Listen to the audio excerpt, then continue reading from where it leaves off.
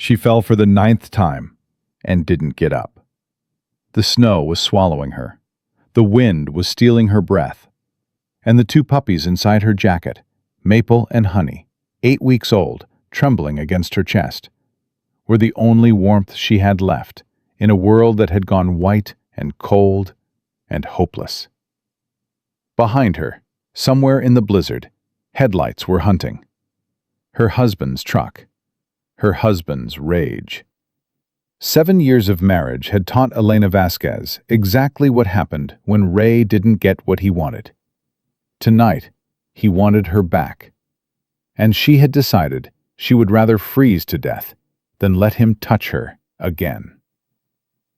Before we continue, drop your city in the comments below. I want to see how far this story reaches. If this story touches your heart, subscribe and stay with me until the very end. I promise you, this one will change you. Elena Vasquez had rehearsed this moment for 3 years. 3 years of planning. 3 years of hiding cash in tampon boxes because Ray never looked there. 3 years of memorizing the route to Pastor Maria's shelter because she couldn't risk writing it down. 3 years of waiting for the courage to match the plan. The courage came on a Tuesday night when Ray held Maple by the scruff of her neck over the kitchen sink and said, "You mention leaving one more time, and I'll drown them both while you watch." Elena didn't mention leaving again. She just left. The blizzard wasn't part of the plan. The car spinning out on black ice wasn't part of the plan. Running through waist-deep snow with 2 puppies stuffed inside her jacket definitely wasn't part of the plan. But Elena had learned something in 7 years of marriage to Ray Vasquez. Plans don't survive contact with reality. You adapt or you die. She chose to adapt.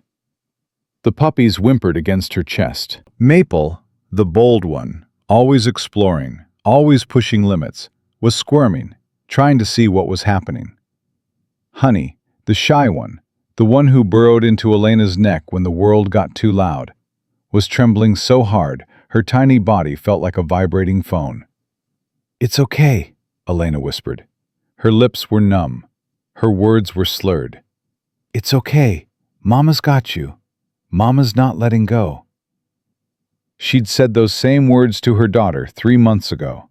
Sophia, 4 years old, crying at the airport because she didn't understand why Mama was sending her to Grandma's house in Texas. "I want to stay with you, Mama. Why can't I stay?" "Because Mama needs to fix something first. And when it's fixed, I'll come get you. I promise." "Promise, promise?" "Promise, promise." Elena had kept that promise the only way she could, by staying alive, by waiting for the right moment, by running when running became the only option.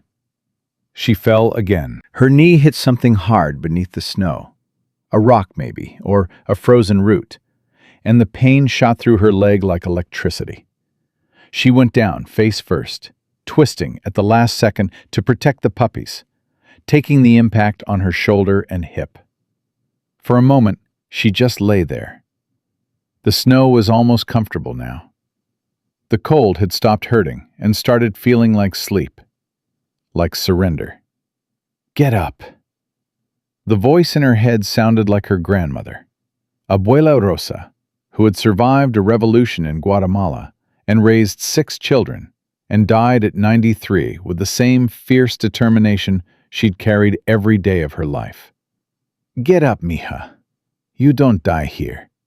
Not like this." Elena pushed herself to her knees.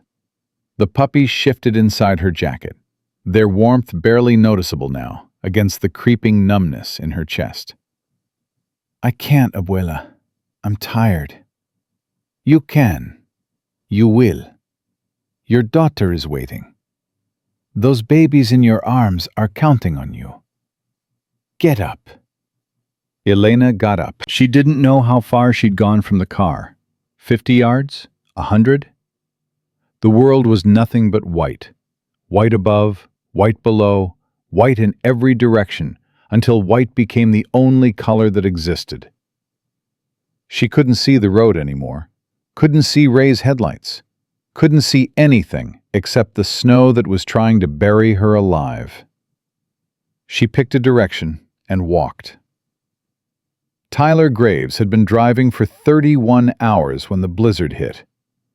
He'd stopped twice, once for gas, once for coffee, but he hadn't slept. Couldn't sleep. Every time he closed his eyes, he saw the same thing: the tripwire he'd missed, the explosion that followed, the faces of Jimmy Park and David Reeves in the moment before the world turned to fire and shrapnel and screaming. The VA doctors called it hypervigilance. They said it was a symptom of PTSD. They said it would get better with time and therapy and medication. Tyler called it penance. He called it what he deserved for getting two good men killed. Storm sat in the passenger seat, his amber eyes fixed on the road ahead. The German Shepherd had been with Tyler for 6 years, 4 deployments, 3 countries, countless missions that officially never happened. He was the best military working dog Tyler had ever handled. Brave, smart, loyal to a fault. He was also the only reason Tyler was still alive. In the 18 months since Syria, Tyler had thought about ending it. Not seriously, not with a plan or a method or a date. Just the vague, persistent awareness that the world would keep spinning without him. That Jimmy's widow and David's parents and everyone else who'd been destroyed by his failure would be better off if he stopped existing. Storm always knew when those thoughts arrived. He'd press against Tyler's leg, or put his head on Tyler's lap, or simply stare with those amber eyes that seemed to say, "Not today, not ever. I need you." And Tyler would stay. Because Storm needed him. Because the dog had given everything for him and deserved better than abandonment.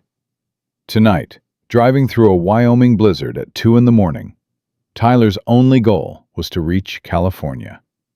His buddy Marcus from BUD/S training had a cabin near Big Sur. He'd said Tyler could stay as long as he needed. "Figure your stuff out, brother. Take your time.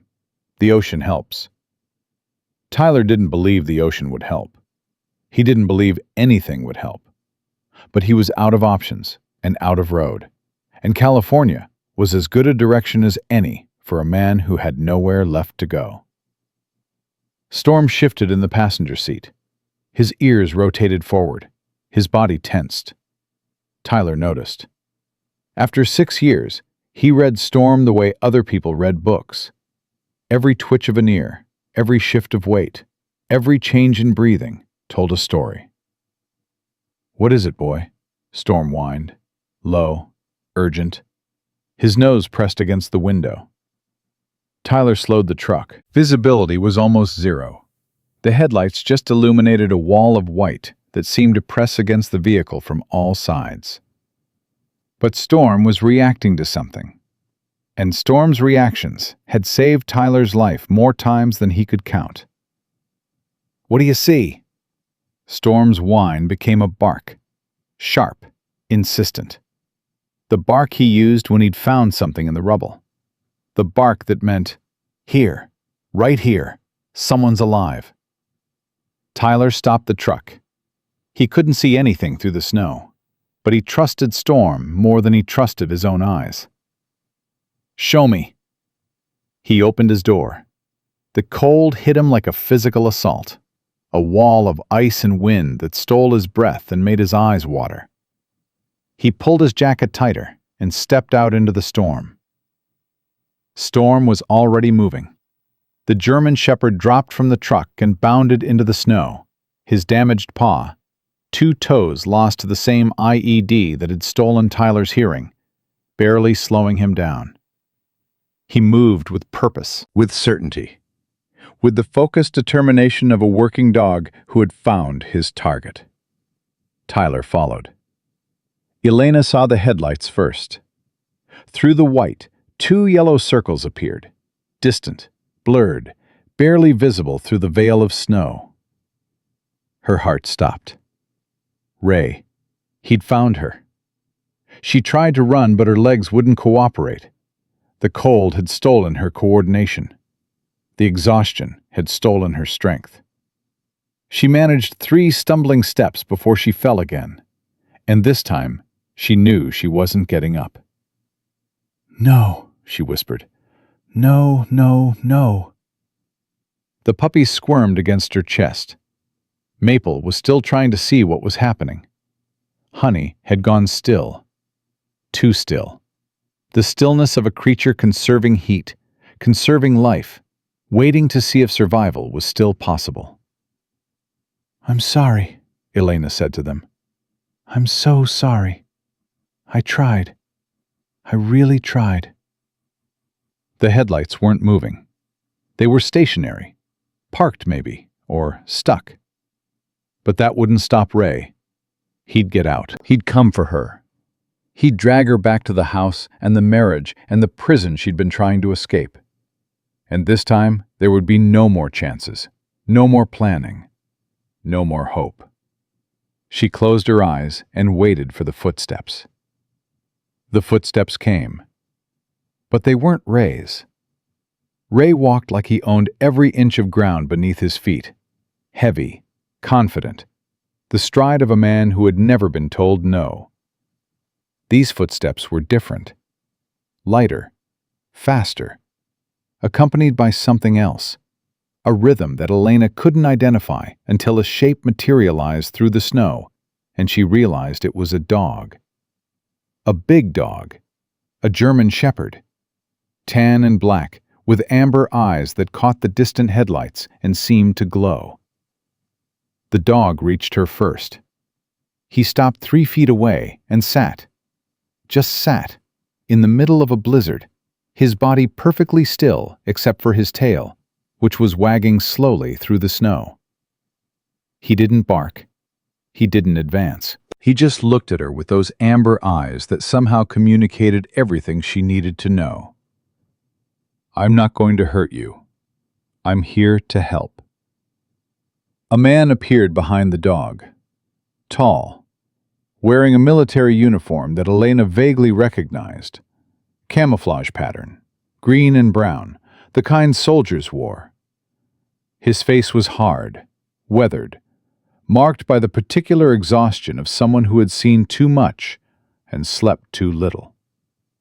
But his eyes, when they met hers, held something she hadn't seen in 7 years. Concern. Real concern. The concern of someone who looked at her and saw a person instead of a possession. "Are you okay?" His voice was rough, half drowned by the wind. "Are you hurt?" Elena tried to answer, but her mouth wouldn't form words. The cold had penetrated too deep. Her body was shutting down, prioritizing the organs that mattered, abandoning the extremities to the frost. The man dropped to his knees beside her. His hands were on her shoulders, gentle, careful, checking for injuries with the practiced efficiency of someone trained in field medicine. "You're hypothermic. We need to get you warm. Can you stand?" She shook her head. "That's okay.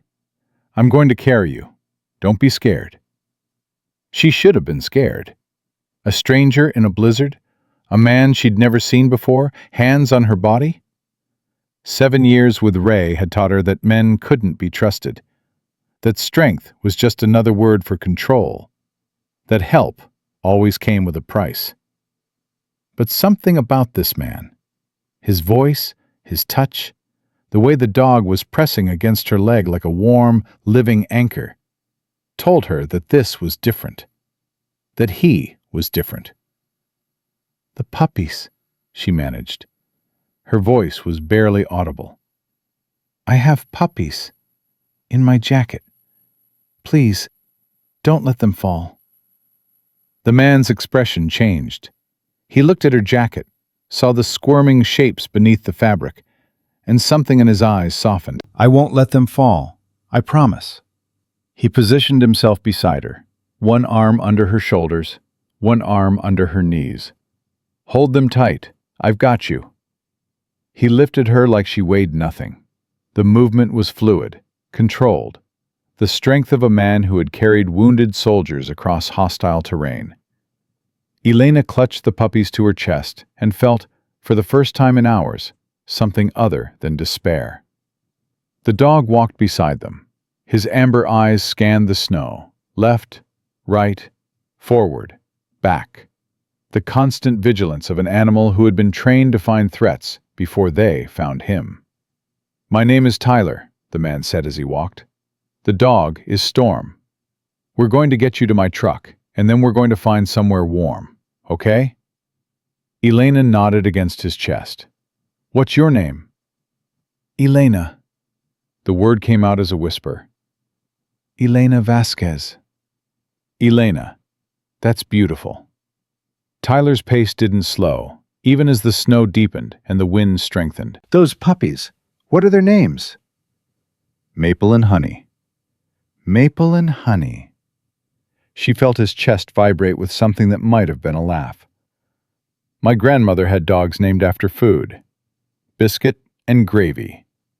Best dogs I ever knew." Elena didn't know why he was talking. Maybe to keep her conscious. Maybe to keep himself focused. Maybe just to fill the silence that the blizzard was trying to swallow. But she held on to his voice like a lifeline, letting the words anchor her to the world that was threatening to slip away. They reached the truck. Tyler opened the passenger door and placed Elena inside with impossible gentleness. The heat hit her like a wall, painful at first, then beautiful, then the most wonderful thing she'd ever felt. Storm jumped into the back seat. He positioned himself directly behind Elena, his head thrust between the front seats, his amber eyes fixed on her face. Tyler climbed into the driver's seat and cranked the heat higher. "The puppies," he said. "Can I see them?" Elena's hands were shaking too hard to open her jacket. Tyler reached over, slowly, carefully, giving her time to refuse, and unzipped it just enough to reveal the two small faces pressed against her chest. Maple looked up at him with curious eyes. Honey burrowed deeper, trembling. "Hey there," Tyler said softly. "You're safe now, both of you." Elena started to cry. The tears came without warning. 7 years of held-in anguish breaking through the dam she'd built to survive. She cried for the marriage that had become a prison, for the daughter she'd sent away, for the puppies who had almost died because she couldn't protect them, for the woman she used to be before Ray Vasquez taught her that love was just another word for pain. Tyler didn't tell her to stop. He didn't look away. He just sat there, his hand resting lightly on her arm, waiting for the storm inside her to match the storm outside. Storm leaned forward and licked her face. One long, slow lick that caught her tears and somehow said, "I understand. I've been where you are. Keep breathing." "Thank you," Elena managed. "Thank you for stopping." "Can you tell me what happened? Why you were out in the storm?" Elena's body went rigid. The crying stopped. The fear came back, the particular fear of a woman who has learned that telling the truth is dangerous. My car spun out. I was trying to find help." "You were running from something." It wasn't a question. Tyler's eyes were on her face, reading her the way Storm read a scent trail, seeing everything she was trying to hide. "I'm not going to hurt you," he said. "Whatever you're running from, I'm not part of it. I'm just a guy with a truck and a dog who happened to be in the right place. But if someone's after you, I need to know, because I can't protect you from something I don't understand." Elena looked at him, at the uniform, at the dog, at the face that held concern instead of possession. "My husband," she said. The words felt like broken glass coming out of her throat. "Ray, He's a deputy sheriff, and he's coming for me." Tyler's expression didn't change, but something shifted in his eyes. A hardness that hadn't been there before. The particular coldness of a man who had met violence and wasn't afraid of it. "Why is he coming for you?" "Because I left. Because I finally, after 7 years, I finally ran." Elena's hand moved to her cheek, to the fading bruise that makeup had hidden until the snow washed it away. "Because he told me if I ever tried to leave, he'd kill my dogs. And tonight, I decided I'd rather freeze than let him touch me again." Tyler was quiet for a long moment. His eyes moved from her face to the puppies, to Storm and back. "Where were you going?" "The church. Pastor Maria. She runs a shelter. She's been helping me plan." "How far?" 12 miles, on the other side of town." Tyler put the truck in gear. "Then that's where we're going." Elena grabbed his arm. "You don't have to do this. He's dangerous. He has a badge and a gun and friends who will do whatever he says. You don't know what you're getting into." "I know exactly what I'm getting into." Tyler's voice was flat, certain. The voice of a man stating facts, not opinions. "I've spent the last 12 years of my life protecting people who couldn't protect themselves. That's what I was trained for. That's what I'm good at." He met her eyes. "I'm not going to drive away and leave you for a man who beats his wife and threatens to kill her dogs. That's not who I am." "You could get hurt." "I've been hurt before." "He'll come after you." "Let him." Tyler's jaw tightened. "I've faced worse than a deputy sheriff with an ego problem. And I've got Storm. He's taken down men bigger than your husband in places your husband's never heard of." Storm, as if understanding, shifted forward and placed his head on Elena's shoulder. His warmth seeped through her wet jacket. His presence was solid, certain, a living promise that she wasn't alone anymore. "Why?" Elena asked. The question that had been building since he first appeared through the snow. "Why are you doing this? You don't know me." Tyler was quiet for a moment. His hands were on the steering wheel, his eyes on the road that was barely visible through the blizzard. "Because 18 months ago, I got 2 good men killed. Because I've been running from that ever since. Because I've spent every day since Syria wondering what the point of surviving was if I couldn't do anything with the survival." He glanced at her. "And then I found you, in the snow, with 2 puppies in your jacket and more courage than anyone I've ever met." His voice cracked, just slightly. "You're worth protecting, Elena, even if you don't believe that yet. You're worth protecting." The truck moved through the storm. The headlights carved a tunnel through the white. And somewhere behind them, close, getting closer, another set of headlights was hunting. Elena saw them first, in the side mirror, distant but gaining. "He's behind us," she whispered. Tyler checked his mirrors. His expression didn't change, but his hands tightened on the wheel. "How far to the church?" 10 miles, maybe 11. "Is there anywhere closer? Anywhere we can get help?" Elena's mind raced through the geography of a town she'd spent 7 years trying to escape. "The Morrison farm. Deputy Morrison. He's not like Ray.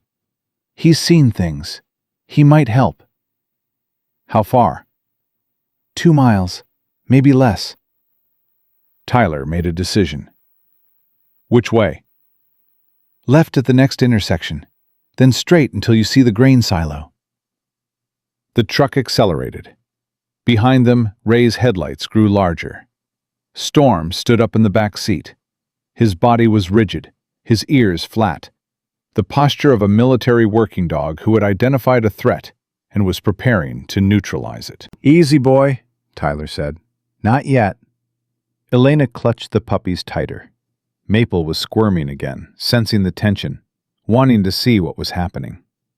Honey had gone completely still, the stillness of prey, the instinct of creatures who had learned that sometimes the only way to survive was to make yourself invisible. "It's okay," Elena whispered to them. "It's going to be okay." She didn't know if she believed it. She didn't know if anything was ever going to be okay again. But Tyler's presence beside her, solid, certain, radiating the particular calm of a man who had faced death and decided it wasn't impressive, made it possible to hope. The intersection appeared through the snow. Tyler took the turn hard, the truck fishtailing on the ice before the tires caught and pulled them straight. Behind them, Ray's headlights disappeared around the curve. "That bought us maybe 30 seconds, Tyler said. "Your husband knows these roads?" "Better than anyone." "Then we need to be gone before he figures out where we turned." The Morrison farm materialized through the white. A house, a barn, a silo that rose like a gray ghost against the storm. Lights were on in the main house. Someone was home. Tyler stopped the truck and was out before Elena could speak. "Stay here," he said. "Keep the doors locked.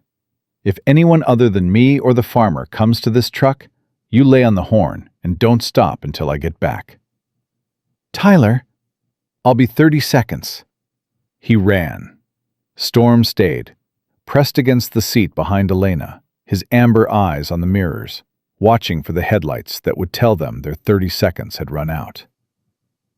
Elena's heart hammered against her ribs. The puppies squirmed against her chest. The heater pumped warm air that couldn't touch the cold spreading through her blood. 30 seconds became a minute. Then 2. Then headlights appeared on the road behind them. Elena's hand found the horn. She pressed it and held it, the sound cutting through the storm, screaming into the white. Tyler appeared on the porch of the farmhouse. A man was behind him, older, heavyset, wearing a bathrobe and carrying a rifle. Ray's truck pulled into the driveway, and Elena Vasquez, clutching 2 puppies to her chest, watched the man she'd fled face the man who had stopped to help her, and knew that the next few minutes would determine whether she lived or died. The horn kept screaming, the snow kept falling, and somewhere inside her chest, a voice that sounded like Abuela Rosa whispered, "Hold on, mija. The fight isn't over yet. Hold on." Ray Vasquez stepped out of his truck like a man who owned the world. 6 feet 2 inches of badge-protected entitlement, his deputy's uniform still pristine despite the blizzard, his hand resting on the holstered weapon at his hip. He walked toward Tyler with the measured stride of someone who had never been told no and didn't expect to start hearing it tonight. "That's my wife in that truck," Ray said. His voice carried across the snow, calm and reasonable. The voice of a man who had perfected the art of seeming civilized. "I don't know what she told you, but Elena has episodes. Mental health issues. She gets confused, makes up stories. I'm just here to take her home where she belongs." Tyler didn't move. His body was positioned between Ray and the truck, his stance relaxed but ready. The posture of a man who had stood between violence and vulnerability 1,000 times before. "She's not going anywhere with you." "Excuse me?" "You heard me." Frank Morrison stood on his porch with the rifle held loosely in his hands. He was 52 years old, 28 years in law enforcement, and he had spent the last 3 years watching Ray Vasquez destroy a woman piece by piece while the department looked the other way. Tonight, something in him had finally snapped. "Ray," Frank said, "you need to leave." Ray's eyes moved to Frank. The mask of civility flickered. "Stay out of this, Morrison. This is a family matter. I've watched you turn that woman into a ghost. I've seen the bruises she tries to hide. I've heard you brag about keeping her in line when you thought nobody was listening." Frank's grip tightened on the rifle. "I should have done something years ago. I'm doing it now." "You're making a mistake." The mistake was staying silent. Frank stepped off the porch, The sheriff's going to hear about this. The state police are going to hear about this. Hell, the FBI might hear about this before I'm done. You think that badge protects you, Ray? It doesn't. Not anymore. Ray's face changed. The civilized mask crumbled, revealing what lived underneath. The particular ugliness of a man who controlled through fear and couldn't comprehend a world where fear didn't work. You don't know what you're starting, Ray said. I know exactly what I'm ending. Tyler watched the exchange with the focused attention of a soldier assessing a battlefield. He saw the calculation in Ray's eyes, the weighing of odds, the evaluation of threats, the search for an angle that would give him back the advantage. The sailor, Ray said, turning back to Tyler. You think you're a hero? Think you're going to save my wife from the big bad husband? He stepped closer. I've dealt with men like you before. You're not special. You're just another idiot who stuck his nose where it doesn't belong. Maybe, Tyler's voice was flat. Or maybe I'm the first person who's not afraid of you. Everyone's afraid of me. I've killed men more dangerous than you in places you've never heard of. I've watched friends die in my arms. I've spent 18 months wishing I was dead because the guilt of surviving was heavier than the weight of living. Tyler met Ray's eyes. You think your badge scares me? Your badge is a costume. Your authority is a performance. And your marriage was a prison that your wife just broke out of. Ray moved fast. His hand came up, not to the gun, but in a fist aimed at Tyler's face. Tyler moved faster. He caught Ray's wrist, twisted, and used the momentum to spin the larger man around. In less than 2 seconds, Ray was face down in the snow with his arm locked behind his back and Tyler's knee in his spine. That's assault on a member of the United States military, Tyler said calmly. Would you like to add resisting arrest to the list? Ray screamed. Let me go! I'm a deputy sheriff. I'll have you arrested. I'll have you killed. With what evidence? You attacked me on private property in front of a witness who's been documenting your abuse for 3 years. Tyler applied more pressure. Ray screamed louder. Here's what's going to happen. I'm going to let you up. You're going to get in your truck, you're going to drive away, and you're never going to touch Elena again. She belongs to me. She doesn't belong to anyone. She's a human being who has every right to leave a man who beats her. Tyler released him. Ray scrambled up, his face red, his dignity shattered, his control slipping away like sand through fingers. This isn't over, Ray snarled. It is if you're smart. But we both know you're not smart, Ray. You're just mean. And mean doesn't win against trained. Ray looked at the porch where Frank stood with the rifle. He looked at Tyler, who hadn't moved, who showed no sign of exertion, who was watching him the way a wolf watches something it's already decided not to eat. He looked at the truck where Elena was watching through the window, the puppies visible against her chest. Something in his eyes promised violence, promised revenge, promised that this was nowhere close to over. Then he turned and walked to his truck. The engine started. The headlights swept across the snow. And Ray Vasquez disappeared into the blizzard. Tyler didn't relax. Men like Ray didn't give up. They regrouped. They planned. They waited for the moment when their prey was vulnerable, and then they struck with everything they had. He'll be back, Tyler said to Frank. I know. How long before he gets friends? An hour, maybe less. He's got 3 deputies who owe him favors, and the sheriff who owes him more. Frank lowered the rifle. We need to get her out of here. Get her to somewhere safe. The church, Pastor Maria's shelter. That's 10 miles. In this storm, that's an hour drive at least. Then we take an hour. Tyler turned toward the truck. We'll follow behind. If Ray comes back with reinforcements, we split up. I take Elena. You take a different route and call in the cavalry. What cavalry? Half the department is in Ray's pocket. Then call someone outside the department. State police, FBI, anyone who doesn't owe Ray Vasquez a favor. Tyler's jaw tightened. This woman has been trapped for 7 years. She finally found the courage to run. I'm not letting her get caught. Frank nodded slowly. My wife's inside. Beth.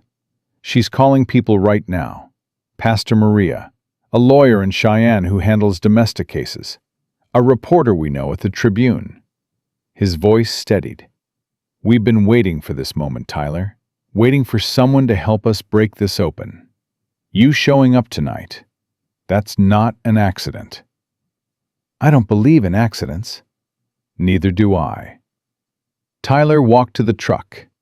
Elena had stopped honking the horn when Ray left, but her hands were still on the steering wheel, still gripping, still braced for impact. Storm was pressed against the back of her seat, his head between the front seats, his amber eyes fixed on her face.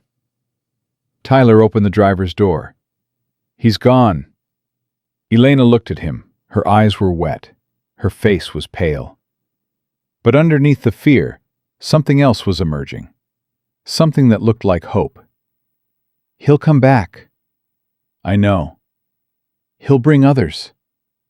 I know that too. Then why? Her voice broke. Why are you still here? Tyler looked at her, at the puppies pressed against her chest, at the bruise on her cheek that the snow had revealed, at the woman who had run through a blizzard with 2 dogs she couldn't leave behind because they were the only things that loved her without conditions. Because my grandmother used to tell me that God puts people in each other's paths for a reason. Because I've spent 18 months wondering why I survived when better men died. Because you're the first person since Syria who's made me feel like survival might actually mean something. He paused. And because those puppies in your jacket deserve better than to die in the snowbank because their mother's husband is a monster. Elena started crying again. Not the desperate sobs of before, something quieter, something like release. Their mother, she whispered. You called me their mother. Isn't that what you are? Ray always said I was too sentimental about them, that they were just dogs, that I cared more about animals than about my marriage. Ray was wrong about a lot of things. Tyler reached over and touched her arm. You ready to go? We've got 10 miles to cover, and a deputy sheriff who's probably already calling in reinforcements. Elena nodded. She took a breath. She straightened in her seat. I'm ready. They drove. Frank's truck followed close behind, his headlights cutting through the snow like a second set of eyes. The storm was beginning to ease, the wind dying, the snow falling lighter, but the roads were still treacherous, buried under drifts that could swallow a vehicle whole. Tyler drove carefully, his eyes moving between the road and the mirrors, watching for headlights, watching for threats. Storm sat in the back, alert and vigilant, his ears rotating toward every sound. Tell me about your daughter, Tyler said. Elena looked at him, surprised by the question. Sophia? You mentioned her earlier. Said you sent her to your mother's house. 3 months ago. Elena's hand moved unconsciously to her heart. She was starting to flinch when Ray raised his voice. She was 4 years old, and she was learning to be afraid of her own father. I couldn't... Her voice cracked. I couldn't let her grow up like that. Couldn't let her learn that love means pain. So you got her out. I told Ray I needed a break, that my mother was sick, and I wanted Sophia to spend time with her before she got worse. Elena's mouth twisted. My mother isn't sick. She's strong as an ox. But Ray doesn't know that. He's never met her, never wanted to. Why not?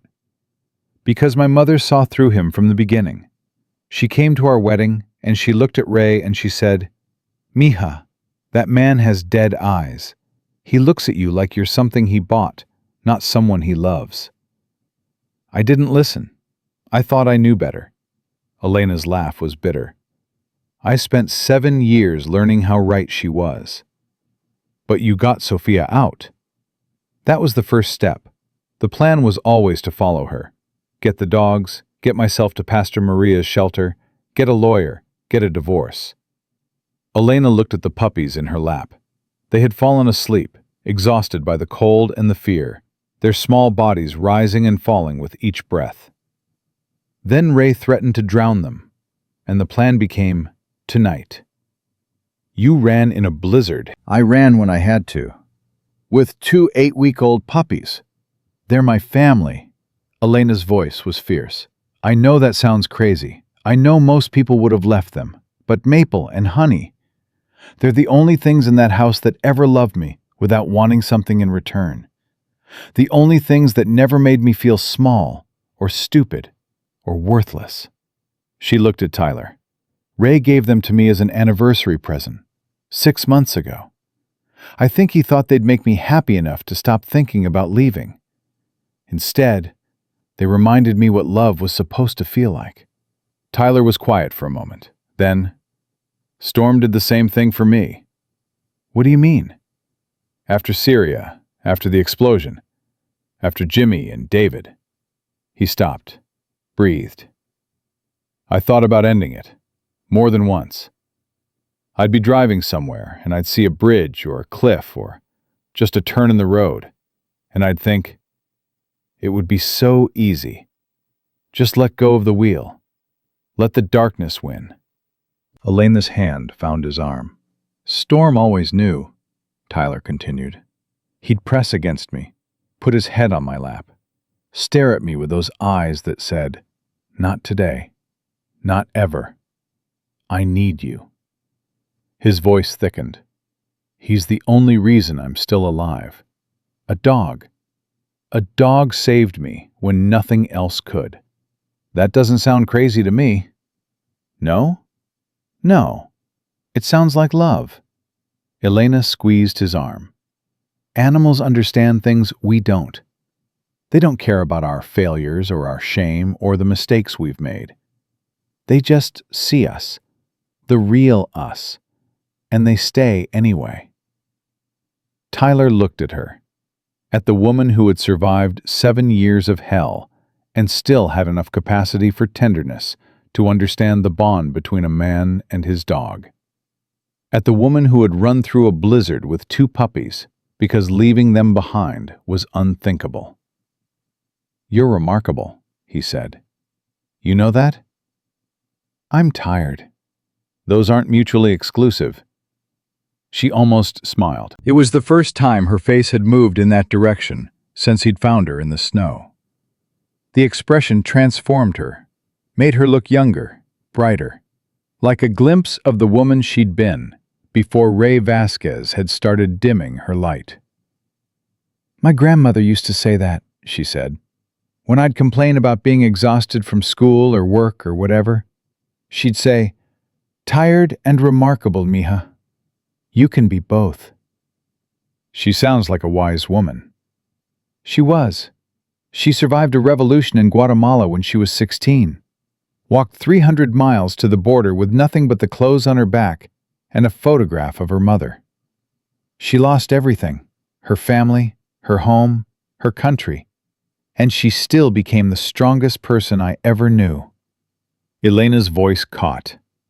She died when I was 22, 2 years before I met Ray. Sometimes I wonder, if she'd still been alive, would she have stopped me from marrying him? Would she have seen what I couldn't see? She saw it. From wherever she is, she saw it. And she's the one who told you to get up tonight. In the snow, when you wanted to stop. Elena looked at him sharply. How do you know about that? Because I've heard that voice too. The voice that tells you to keep going when everything in you wants to quit. Tyler's grip tightened on the wheel. My grandmother said the same things to me, after Syria, after I stopped believing I deserved to survive. She'd been dead for 15 years, but I heard her voice as clearly as I hear yours right now. What did she say? She said, get up, Tyler. You don't die here. Not like this. Elena's breath caught. That's exactly what Abuela Rosa said to me. I know. They looked at each other. The truck kept moving through the snow. Storm shifted in the back seat, pressing closer to both of them. And something passed between Tyler and Elena. Not romance, not attraction, but recognition. The recognition of two wounded people who had found each other in a storm and realized they were speaking the same language. "We're going to make it," Tyler said. "You sound sure." "I am. For the first time in 18 months, I'm sure of something." He met her eyes. "We're going to get you to that shelter. We're going to keep those puppies safe. And we're going to make sure Ray Vasquez never touches you again." "How can you promise that?" "Because I'm not going to stop until it's done. Because Storm isn't going to stop.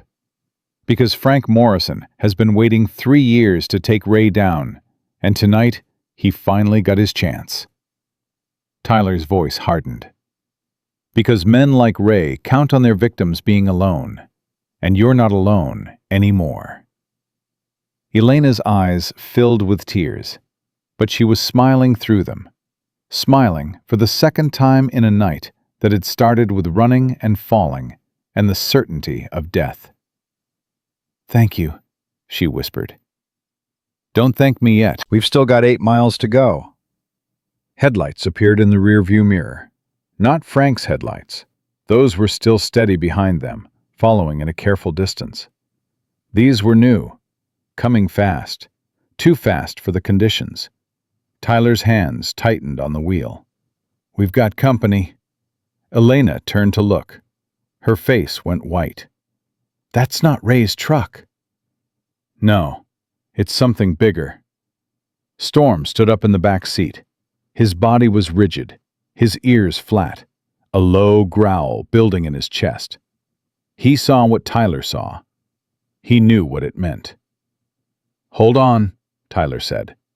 He accelerated. The truck's tires spun on the ice, caught, lurched forward. Behind them, the new vehicle, a large SUV, black, unmarked, accelerated too. Gaining, closing the gap. Frank's headlights flashed, once, twice, a signal. Then Frank's truck turned, hard right, off the main road onto a side route that disappeared into the white. "He's drawing them off," Elena said. "Or trying to." Tyler's jaw was tight. "How many people does your husband have in his pocket?" "I don't know. A lot. He's been building alliances for years. Deputies, local businessmen, people who owe him favors or fear what happens if they don't cooperate." Great. The SUV was getting closer. Tyler could see 2 figures in the front seats now. Large men, indistinct through the snow, but clearly not friendly. "Elena, I need you to do something for me." "What?" "Get down, below the window line. Take the puppies and get as low as you can." "Tyler." "Now." Elena obeyed. She slid down in the seat, curling her body around the puppies, making herself as small as possible. Maple and Honey whimpered at the sudden movement, but stayed pressed against her chest. Tyler reached under his seat and pulled out the Glock 19 he kept there. 15 rounds, 1 spare magazine. Against an unknown number of hostiles in a vehicle that was built to ram. Not great odds, but he'd faced worse. "Storm," he said. "Ready." The dog's growl deepened. His body shifted into attack posture. He was ready. He was always ready. The SUV pulled alongside them. The passenger window rolled down. A face appeared. Hard, cold. The face of a man who had been paid to do unpleasant things and had made peace with that transaction. "Pull over," the man shouted. "Now!" Tyler didn't respond. He jerked the wheel left, slamming his truck into the side of the SUV. Metal screamed against metal. The SUV swerved, fishtailed, almost went into the ditch. "Stay down!" Tyler yelled to Elena. He accelerated again, putting distance between them and the SUV.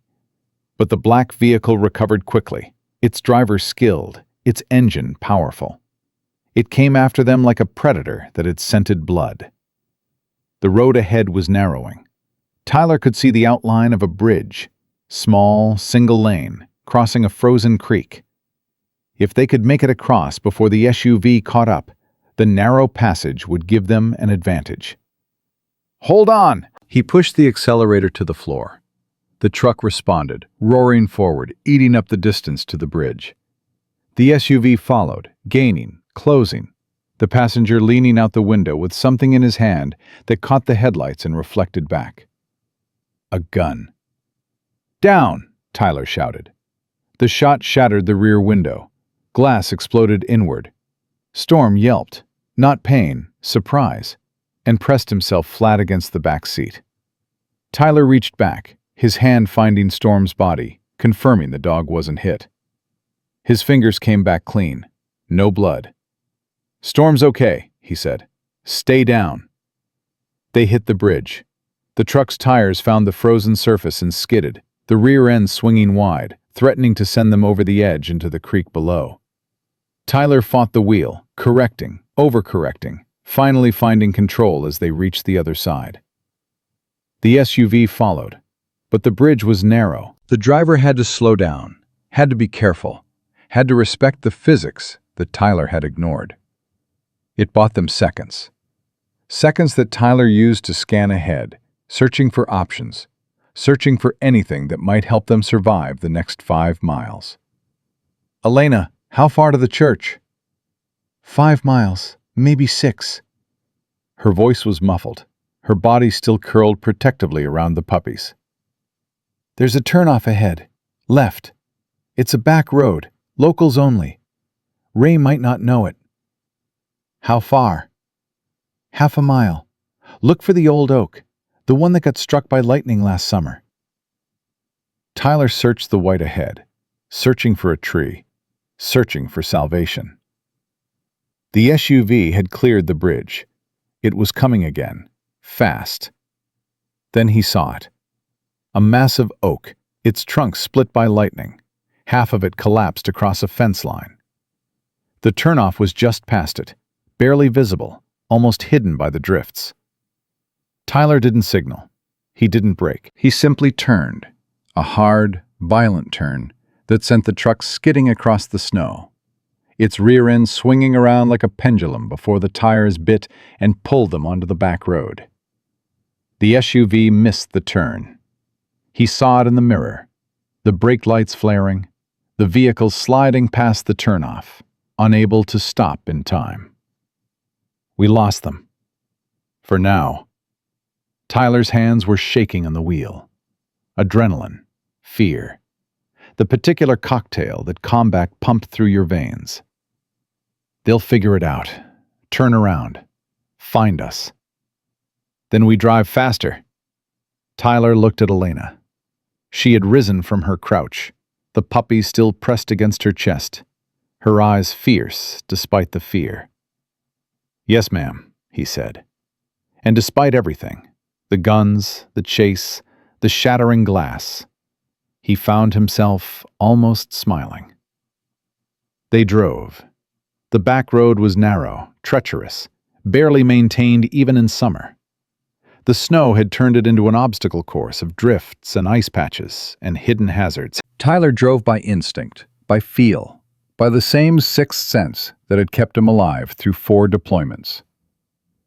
"Tell me about Pastor Maria," he said, keeping her talking, keeping himself focused, keeping both of them in the present instead of the fear. "She's been running the shelter for 25 years. She saved my mother's friend back in the 90s, a woman whose husband almost killed her. That's how I knew about her, how I knew there was somewhere to go." "She knows you're coming?" "I called her, before the blizzard hit, before my car went off the road." Elena's voice tightened. "She was waiting for me. She's probably worried sick." "She'll be relieved when we get there." "If we get there." "When?" Tyler's voice was firm. "When we get there." The church appeared 3 miles later. A simple building, white steeple, lights burning in every window despite the late hour. A woman stood on the front steps, wrapped in a heavy coat, watching the road with the particular patience of someone who had spent decades waiting for broken people to find their way home. Pastor Maria Santos. Tyler pulled into the driveway. The truck stopped, and for a moment, no one moved. Then Elena opened her door and stepped out into the snow, the puppies pressed against her chest, her body trembling with exhaustion and cold, and the particular relief of reaching safety after an eternity of running. Pastor Maria walked toward her. She didn't speak. She just opened her arms. Elena fell into them. The sobs came again, the release of 7 years of pain, of fear, of surviving alone. Pastor Maria held her, rocked her, whispered something in Spanish that Tyler couldn't hear. Storm jumped out of the truck and walked to Elena. He sat beside her, his body pressing against her leg, his amber eyes watching the road behind them, still vigilant, still guarding, even here. Tyler stayed in the truck for a moment. His hands were still on the wheel. His heart was still racing. The adrenaline was still coursing through his system, telling him the danger wasn't over, that Ray Vasquez was still out there, that the men in the SUV would find them eventually. But for now, for this moment, they were safe. He got out of the truck. Pastor Maria looked at him over Elena's shoulder. Her eyes were dark, knowing, filled with the particular wisdom of a woman who had seen human beings at their worst, and still chose to believe in their best. "You brought her home," Pastor Maria said. "She brought herself. I just drove." "No." The pastor shook her head. "No, son. You did more than drive. You stopped when you could have kept going. You fought when you could have walked away. You protected her when everyone else looked the other direction." She reached out and touched his arm. "That's not driving. That's answering a call." Tyler didn't know what to say. The words stuck in his throat, blocked by 18 months of believing he was worthless, broken, a failure who had gotten good men killed. "Come inside," Pastor Maria said. "Both of you. The storm isn't over yet, but you're not facing it alone anymore." She led them toward the church. Elena walked beside Tyler, the puppies still pressed against her chest. Storm walked behind them, his eyes still scanning the darkness, still watching for the threats that were surely coming.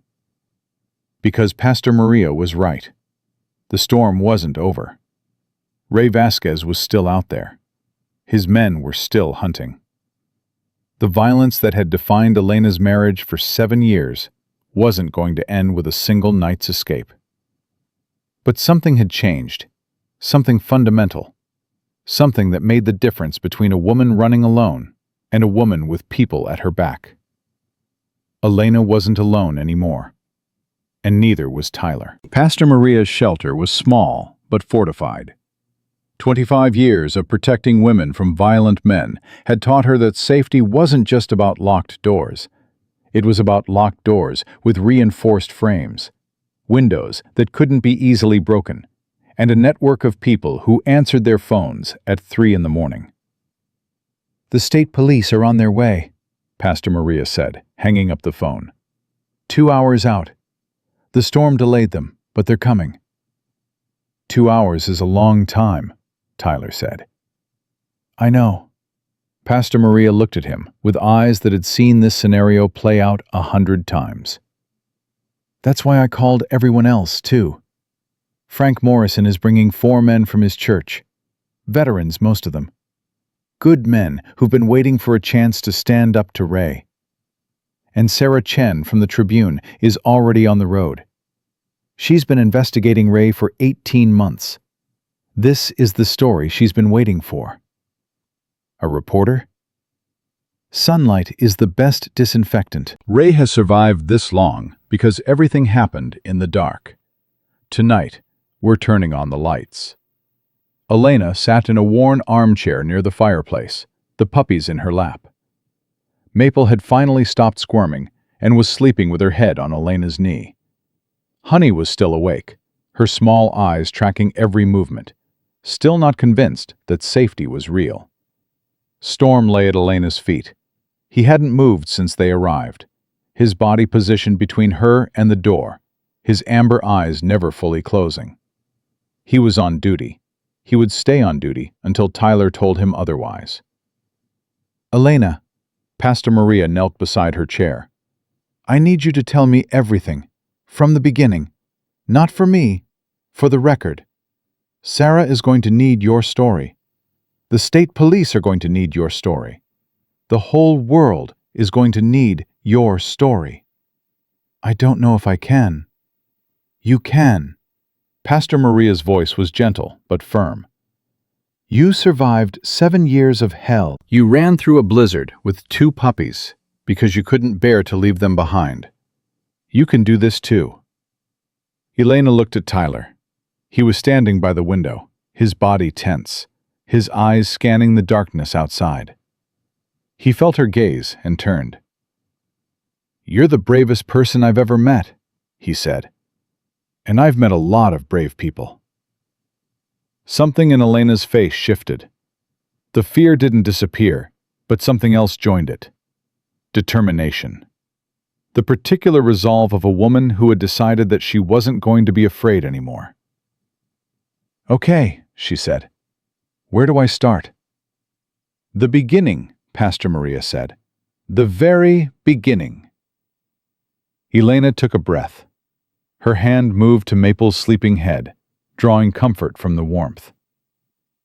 I met Ray at a friend's wedding. I was 25. He was 31. He was charming, funny, attentive. He brought me flowers. He opened doors. He made me feel like I was the only woman in the world. Her voice was flat now, reciting facts instead of reliving memories.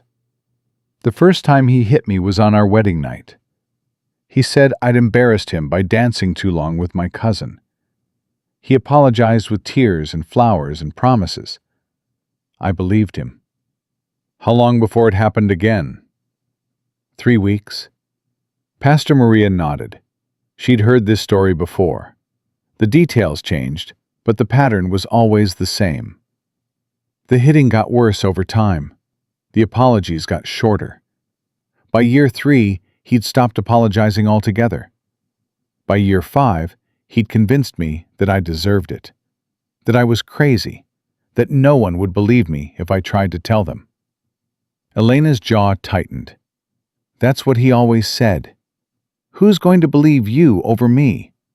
I'm a deputy sheriff. I'm respected. You're just a hysterical woman with mental problems.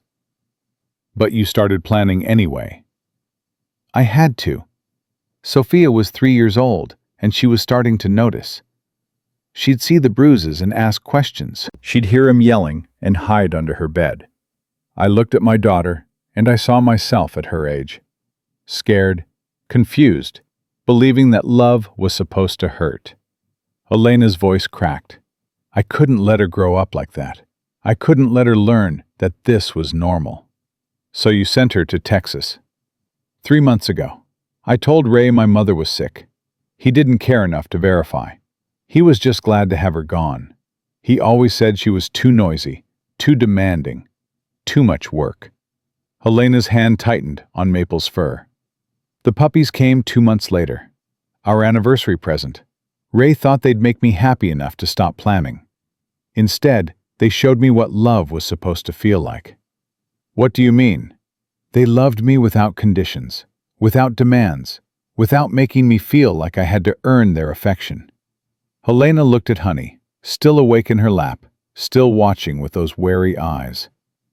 Ray used to say I was unlovable, that no one would ever want me, that I should be grateful he put up with me. But Maple and Honey, they wanted to be with me. They followed me everywhere. They curled up against me when I cried. They showed me that Ray was lying. Tyler turned from the window. That's when you decided to run? That's when I decided I couldn't stay another day. Elena met his eyes. Ray threatened to drown them. He held Maple over the sink and told me that if I ever mentioned leaving again, he'd make me watch while they died. And something in me, something that had been broken for 7 years, finally woke up. Her voice strengthened. I realized I'd rather die in a snowstorm than spend one more night in that house. I'd rather freeze than let him touch me again. You're not going to freeze, Tyler said, and he's not going to touch you again. You can't promise that. I can, and I am. The sound of engines cut through the night. Multiple vehicles approaching fast. Tyler was at the window in 3 steps. His hand moved to the Glock at his hip. 4 trucks, he said. At least 8 men. Maybe more. Pastor Maria's face went pale. The reinforcements aren't here yet. Frank's still 20 minutes out. Then we hold for 20 minutes. Against 8 men? I've held against worse. Tyler turned to Elena. Take the puppies. Go to the back room. Pastor Maria, take her. Lock the door. Don't open it for anyone except me. Tyler. Go. Now. Elena stood. The puppies squirmed against her chest, sensing the tension. She walked toward the back of the shelter, then stopped. Tyler. He looked at her. Don't die for me. I'm not planning on dying at all. A ghost of a smile crossed his face. Storm would never forgive me. Elena almost laughed. Even now, even with violence approaching, the absurdity of the moment cut through the fear. She disappeared into the back room. Pastor Maria followed. Tyler checked his weapon. 15 rounds, plus the spare magazine. 30 rounds total, against at least 8 armed men. Not great odds. Storm, he said. Guard. The German shepherd moved to the hallway that led to the back room. He sat with his body blocking the passage, his amber eyes fixed on the front door. Anyone who wanted to reach Elena would have to go through him first. Tyler positioned himself beside the front window. He could see the trucks now, 4 of them, parked in a semicircle around the church. Men were getting out. Ray was in front, his deputy's uniform visible in the headlights, his badge catching the light like a warning. Elena! Ray's voice carried through the walls. I know you're in there. Come out now and we can talk about this like adults. Tyler didn't respond. He counted the men. 9. All armed. Some with handguns, 2 with rifles. You've got 30 seconds, Ray shouted. After that, we're coming in. And if anyone gets hurt, it's on you. 25 seconds. 20. 15. Tyler's breathing slowed. His heart rate dropped. The combat calm descended. The particular state of focused awareness that had carried him through 4 deployments. Fear was still there, but it was manageable. Useful. A tool instead of a weakness. 10 seconds. 5. The front door exploded inward. 3 men rushed through, weapons raised. Tyler was faster. He took down the first one with a palm strike to the throat. The second got a knee to the groin, followed by an elbow to the temple. The third managed to raise his weapon before Tyler grabbed his wrist, twisted, and sent the gun clattering across the floor. 3 men down in 4 seconds. But there were 6 more outside, and Ray was already shouting orders. Surround the building! Cover the exits! No one gets out! Tyler grabbed one of the fallen weapons, a shotgun, pump action, fully loaded. He racked the slide and moved to the shattered doorway. Ray, he called, you want to talk? Let's talk. A pause. Then Ray's voice, closer now. Who the hell are you? I'm the guy who's going to put you in prison if you don't stand down. Ray laughed. The sound was ugly, arrogant. The laugh of a man who had never been challenged by someone he couldn't control. You think you can take me? I've got 8 men out here. I've got the sheriff on speed dial. I've got the whole county in my pocket. You've got nothing. Tyler's voice was flat. You've got a group of thugs who are about to become accessories to assault and attempted murder. You've got a career that's about to end in disgrace. You've got a wife who's about to tell her story to a reporter from the Tribune, and state police investigators who are already on their way. Silence. The confidence in Ray's voice wavered. You're bluffing. Try me. Movement at the corner of his vision. Tyler turned. A man coming around the side of the church, rifle raised. Tyler fired the shotgun without aiming. The blast hit the ground at the man's feet, and he dove for cover. "That was a warning," Tyler shouted. "Next one won't be," Storm barked from inside the church. Sharp, urgent. The bark that meant, "Threat behind you." Tyler spun. Another man had come through the back. He must have found a window, a weak point. He was 10 feet from the hallway where Storm was guarding, his weapon pointed at the German Shepherd. "Call off the dog or I'll shoot it." Storm didn't move. His lips were pulled back, revealing teeth that had taken down insurgents in 3 countries. His body was coiled, ready to spring. "You shoot that dog," Tyler said quietly, "and I will end you." That's not a threat. That's a prophecy. The man's hand shook. He looked at Storm, at the raw violence barely contained in the dog's body.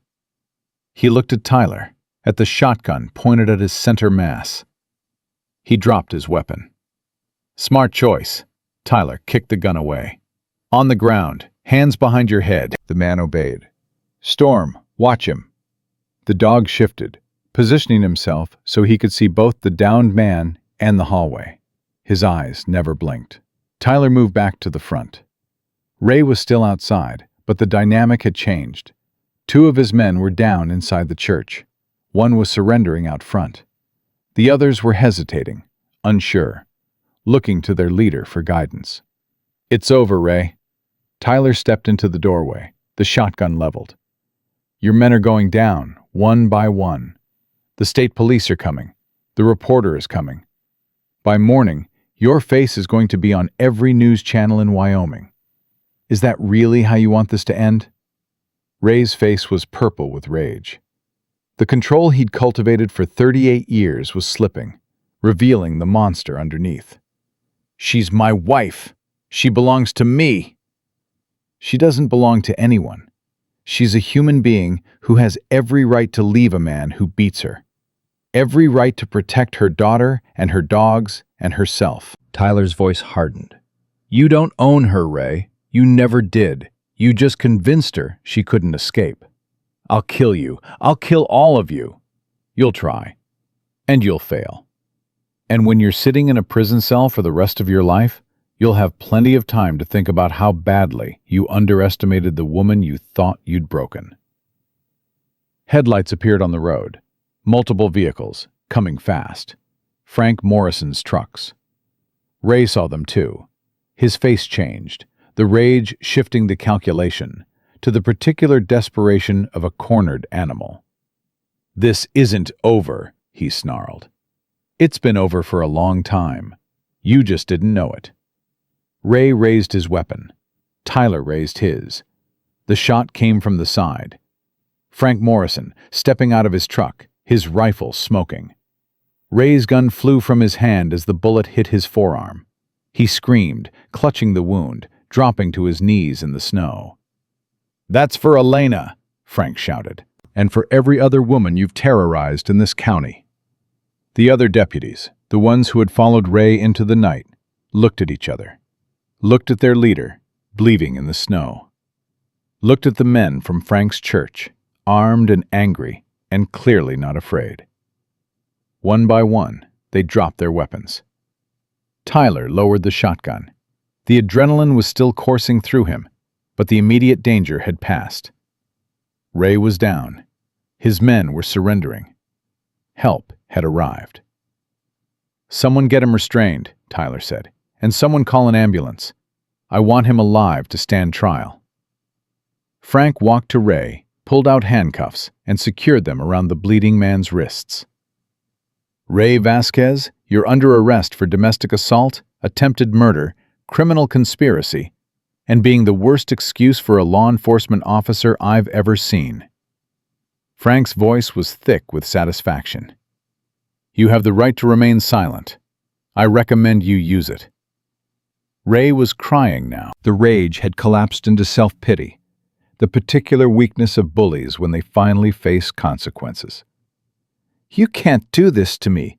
I have rights. I have connections. I'll have your badge for this." My badge, Frank laughed. Ray, by the time this is over, I'll probably get a promotion, and you'll be measuring your life in years until parole. Tyler walked back into the church. Storm was still in position, watching the man on the ground, watching the hallway, watching everything. "Good boy," Tyler said. "Stand down." Storm relaxed. His body shifted from combat readiness to normal alertness. His tail wagged once. Tyler walked to the back room. He knocked on the door. "Elena, it's over. You can come out." Silence. Then the sound of a lock turning. The door opened. Elena stood there, with maple and honey pressed against her chest. Her face was wet with tears. Her body was shaking. But her eyes were different than they'd been an hour ago. Brighter, fiercer. The eyes of a woman who had finally stopped being afraid. "Is he—" "Alive, arrested. He's going to prison, Elena, for a long time." She closed her eyes. A sob escaped her. Not fear this time, but relief. The release of 7 years of pressure finding its exit. Tyler stepped forward and held her. The puppies squirmed between them, Maple yipping with confusion, Honey finally relaxing against Elena's chest. Pastor Maria appeared in the hallway, tears streaming down her face. "It's over," Pastor Maria whispered. "Thank God. It's finally over." Storm walked to Elena and pressed against her leg. His warmth seeped through her pants. His presence was solid, unwavering, the presence of a guardian who had done his job and was content with the result. "Your dog," Elena said, her voice muffled against Tyler's chest. "He protected me." "That's what he does. That's what we both do." "But you don't know me. You had no reason to." "I had every reason." Tyler pulled back and looked at her. "You're worth protecting, Elena. You always were. You just needed someone to remind you." She started crying again, but these tears were different. Cleaning tears, healing tears, the kind that washed away the poison instead of spreading it. The state police arrived an hour later. Then the reporter, Sarah Chen, small and fierce, with a notebook that was already half filled with quotes from Elena's story. Then the lawyers, the victim advocates, the entire apparatus of justice that had been waiting for this moment without knowing it was coming. Ray was taken to the hospital for his arm, then to jail. His men were arrested one by one. Frank Morrison gave his statement with the particular satisfaction of a man who had finally done the right thing after years of watching the wrong thing happen. And Elena sat in the church with her puppies and her rescuers and told her story over and over. To the police, to the reporter, to anyone who would listen. The sun was rising by the time the last interview ended. Tyler stood on the church steps, watching the light spread across the snow-covered mountains. Storm sat beside him, his body finally relaxed, his eyes half closed. "You saved her," Pastor Maria said, appearing beside him. "She saved herself. I just helped." "That's the definition of saving someone." Pastor Maria looked at him with those knowing eyes. "You've been carrying something heavy for a long time, haven't you?" Tyler didn't answer. "The way you move, the way you watch every doorway, the way Storm stays so close to you, like he's afraid you'll disappear if he looks away." Pastor Maria's voice was gentle. "Someone told me once that God puts people in each other's paths for a reason. Maybe Elena wasn't the only one who needed saving tonight." Tyler looked at her, at the church behind them, at Elena, visible through the window, finally sleeping with the puppies in her lap and Storm lying at her feet. "I got 2 men killed in Syria," he said. The words came out before he could stop them, pulled from the same place that Elena's story had come from. The place where wounds lived until someone finally asked to see them. An IED. I missed the tripwire. They trusted me to keep them safe, and I failed. And you've been punishing yourself ever since. Wouldn't you? Maybe. For a while. Pastor Maria touched his arm. But punishment without redemption is just another kind of death. Those men you lost, did they have families? Yes. Have you talked to them? Told them what happened? No, I couldn't. I didn't know what to say. Maybe you should. Pastor Maria's grip tightened. Not for them. For you. Closure isn't about forgetting the people we've lost. It's about finding a way to carry them that doesn't crush us. Those men trusted you because you were worth trusting. They died because war is hell, not because you failed. And they would want you to live, Tyler, not just survive. Live. Tyler's throat tightened. The words hit something in him, something that had been locked for 18 months, something that Elena's courage had started to crack open. I don't know how, he whispered. Nobody does. We learn. We stumble. We fall down and get back up. Pastor Maria smiled. You found a woman in a blizzard and carried her to safety. You fought off 9 armed men to protect her. You helped end a reign of terror that's lasted for years. That's not the action of a man who doesn't know how to live. That's the action of a man who's been living all along and just didn't realize it. Elena appeared in the doorway. She'd woken up, her hair disheveled, the puppies squirming in her arms. She looked at Tyler with eyes that were still processing everything that had happened. I heard what you said, she said, about Syria. Tyler went still. You're not a failure, Tyler. You're the reason I'm standing here. You're the reason my puppies are alive.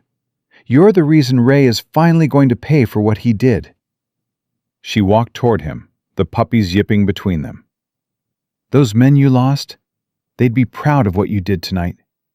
I never met them, but I'm sure of that. Because you're the kind of man people are proud to know. Tyler couldn't speak.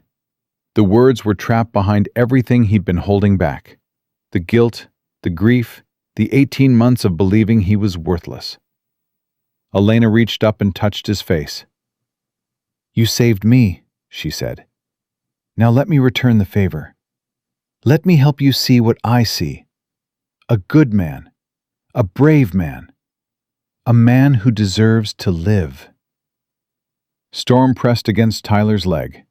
The dog's warmth was steady, grounding, the same warmth that had kept Tyler alive through the darkest nights. And something in Tyler Graves, something that had been frozen since Syria, something that had been waiting for exactly this moment, finally began to thaw. The days that followed blurred together in a haze of interviews, legal proceedings, and the particular exhaustion that comes after crisis. Elena gave her statement to the state police. She gave it to the FBI when they arrived to investigate the corruption in the sheriff's department. She gave it to Sarah Chen, whose article would eventually appear on the front page of every major newspaper in Wyoming. Tyler stayed. He didn't know why. His truck was gassed up. The roads were clear. California was waiting. But every time he thought about leaving, something held him back. A look from Elena. A press of Storm's body against his leg. The feeling that his work here wasn't finished yet. You don't have to stay, Elena told him on the 3rd night. They were sitting in the shelter's common room, the puppies sleeping in a basket by the fire. Storm was stretched out at Tyler's feet, his breathing slow and steady. I know. Your friend in California is probably wondering where you are. Marcus can wait. Can he? Elena looked at him with those eyes that seemed to see everything he was trying to hide. Or are you using me as an excuse not to face whatever you're running from? The question hit harder than Tyler expected. He looked at the fire, avoiding her gaze.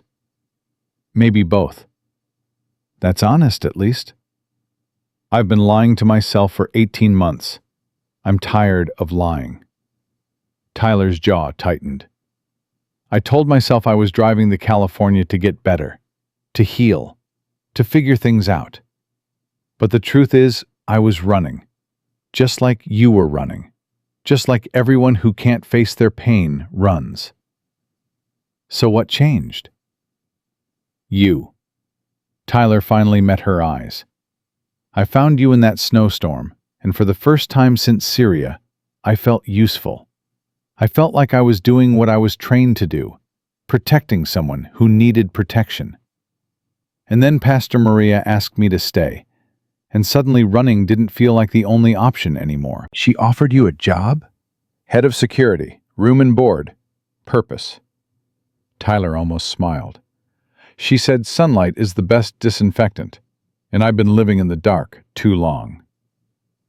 Elena reached over and touched his hand. The contact was light, but electric. The first time she'd initiated physical contact since that moment on the church steps. I think you should take it. You do? You saved my life. You saved my puppies' lives. You stood against 9 armed men for a woman you'd known for 2 hours. Elena's voice strengthened. That's not a man who's broken, Tyler. That's a man who's been waiting for something worth fighting for. And you think this is it? A shelter in Wyoming? I think this might be exactly where you're supposed to be. She paused. I think we might be exactly where we're supposed to be. Both of us. Together. The word hung in the air. Together. Tyler rolled it around in his mind, testing its weight, its shape, its implications. Elena, I don't know if I'm capable of... Of what? Caring about someone? Letting someone care about you? She squeezed his hand. I spent 7 years being told I wasn't worth loving, that I was broken, that no one would ever want me. And then you appeared in a blizzard and showed me that everything Ray said was a lie. Her voice cracked. Let me do the same for you. Let me show you that whatever you're carrying doesn't have to crush you. Tyler's throat tightened. The walls he'd built over 18 months of isolation were crumbling, brick by brick, under the assault of this woman's compassion. I got 2 men killed, he said. The words came out raw, unfiltered, the confession he'd been holding back since Syria. Jimmy Park and David Reeves. They were my brothers. We'd served together for 3 years, and I got them killed because I missed a tripwire that a first-year soldier should have seen. Tell me about them. What? Tell me about them. Not how they died. How they lived. Tyler stared at her. No one had ever asked him that. Everyone wanted to know about the explosion, the trauma, the symptoms. No one had ever asked about the men behind the medals. Jimmy was 24, from San Diego. He had a wife named Amy and a daughter named Grace, who was born 2 weeks before our last deployment. He used to carry pictures of her everywhere, showed them to everyone we met, even the interpreters, even people who didn't speak English. Tyler's voice cracked. He called her his little sunrise, said she was the only good thing he'd ever done. And David? 27, from a small town in Ohio I couldn't find on a map.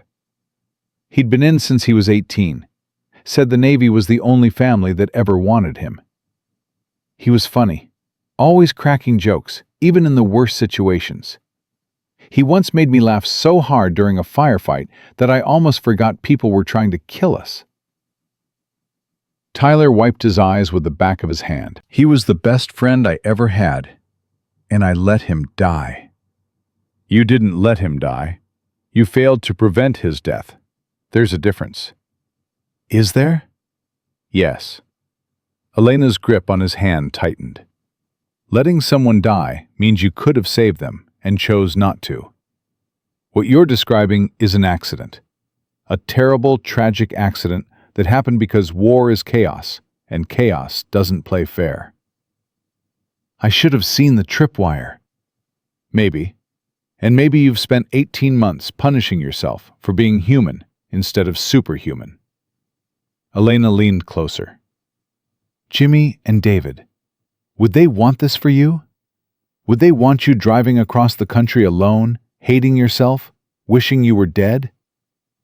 No. What would they want? Tyler closed his eyes. He heard Jimmy's voice in his memory, bright, optimistic, always looking for the silver lining. He heard David's laugh, the deep rolling sound that could fill a room and make everyone in it feel better. They'd want me to live, Tyler whispered. They'd tell me to stop being an idiot and start being the man they thought I was. Then do it, Elena's voice was fierce. Honor them by living. Honor them by being the man they believed in. Honor them by finding something worth fighting for, and fighting for it with everything you have. Tyler opened his eyes. Elena was closer than he'd realized, her face inches from his, her eyes burning with the particular intensity of a woman who had survived her own hell and refused to let anyone else drown in theirs. You make it sound easy. Nothing worth doing is easy, but that doesn't mean it's impossible. She released his hand and sat back. I'm calling Sophia tomorrow, for the first time since I left. My mother has been sending updates, but I haven't heard my daughter's voice in 3 months. Her eyes filled with tears. I'm terrified. Terrified she'll be angry that I left her. Terrified she won't understand. Terrified that I've already lost her. You haven't lost her. How do you know? Because she's 4 years old and you're her mother. Because you sent her away to protect her. Because everything you've done since then has been about getting back to her. Tyler's voice was steady. Sophia is going to hear your voice tomorrow, and she's going to cry because she misses you. And then she's going to tell you she loves you. And then you're going to cry too. And it's going to be the best phone call of your life. Elena laughed through her tears. You sound very confident for someone who doesn't have children. I don't have children, but I know love when I see it. And you love that little girl more than anything in the world. I do. Elena wiped her face. I really do. Maple stirred in the basket, her small head lifting at the sound of Elena's voice. She yawned, stretched, then settled back down against her sister. Honey didn't move. She was sleeping deeply for the first time since the blizzard, finally convinced that the danger had passed. Tyler? Yeah? Will you stay when I call Sophia? I don't want to do it alone. I'll stay. Promise? Promise. Elena stood. She looked down at him for a long moment, her expression unreadable. Then she bent and kissed his forehead. Thank you, she whispered, for everything. She walked to the bedroom Pastor Maria had given her. The door closed softly behind her, and Tyler sat in the common room with his dog at his feet and wondered how a detour through a blizzard had become the first time in 18 months that he felt like he might actually want to survive. The phone call came at 10 the next morning. Elena sat in Pastor Maria's office, Tyler beside her, the puppies in her lap. Her hands were shaking as she dialed her mother's number. Mama? Mija, thank God. We've been watching the news. Are you okay? Is it true what they're saying about Ray? It's true, Mama. He's in jail. He's not going to hurt me anymore. A sob from the other end of the line. I've been praying for this day. Every night for 7 years, I've been praying. I know, Mama. I know. Elena's voice cracked. Is Sophia there? Can I talk to her? Of course, Mija. Of course. Let me get her. A pause. Then a small voice, uncertain, hopeful. Mama? Elena collapsed. The word hit her like a physical force, knocking the breath from her lungs. Tyler's hand found her shoulder, steadying her. "Hi, baby girl." Elena's voice was barely a whisper. "It's Mama." "Mama!" Sophia's voice rose to a shriek. "Mama, where are you? I miss you. When are you coming to get me? Grandma said you had to fix something, but I don't know what, and I want to see you and—" "Soon, baby, soon. I'm going to come get you very soon." "Promise?" "Promise, promise."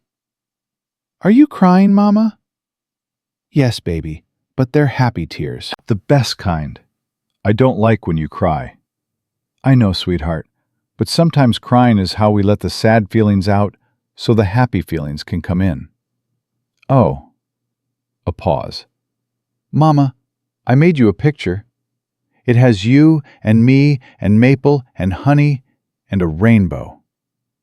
"I can't wait to see it."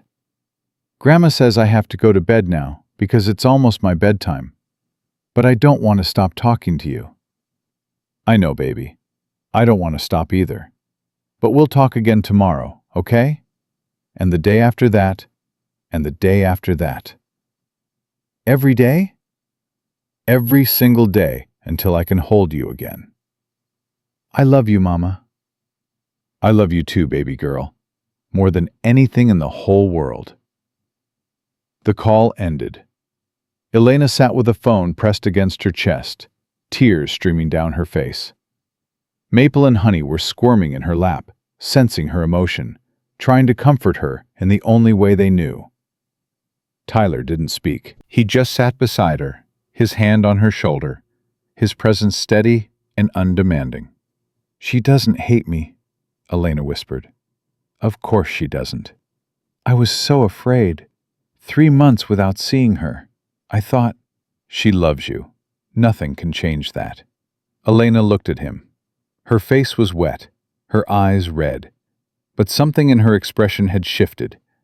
The fear that had lived there since the night in the blizzard was fading, replaced by something stronger, something that looked like hope. "I'm going to get her back," Elena said. "As soon as the legal issues are sorted out, I'm going to Texas to get my daughter." "I know. And then, I don't know, start over, build a life, figure out what happiness looks like when it's not followed by pain." "That sounds like a good plan." "It's terrifying. All the best plans are." Elena almost smiled. "You're starting to sound like Pastor Maria." "I'll take that as a compliment." The door opened. Pastor Maria appeared, her face serious. "Elena, there's someone here to see you." "Who?" "She says she's Ray's mother." Elena's face went white. Tyler was on his feet immediately, positioning himself between Elena and the door. "It's okay," Pastor Maria said. "She's alone. She's unarmed. And she says she needs to apologize." "Apologize?" "For her son. For what he did. For what she failed to stop." Pastor Maria's voice was gentle. "She doesn't have to see her. It's entirely her choice." Elena looked at Tyler. He read the question in her eyes. "Your call," he said. "I'll be right here either way." Elena took a breath. She looked at the puppies in her lap, at the phone still clutched in her hand, at the life she was building from the wreckage of the one she'd escaped.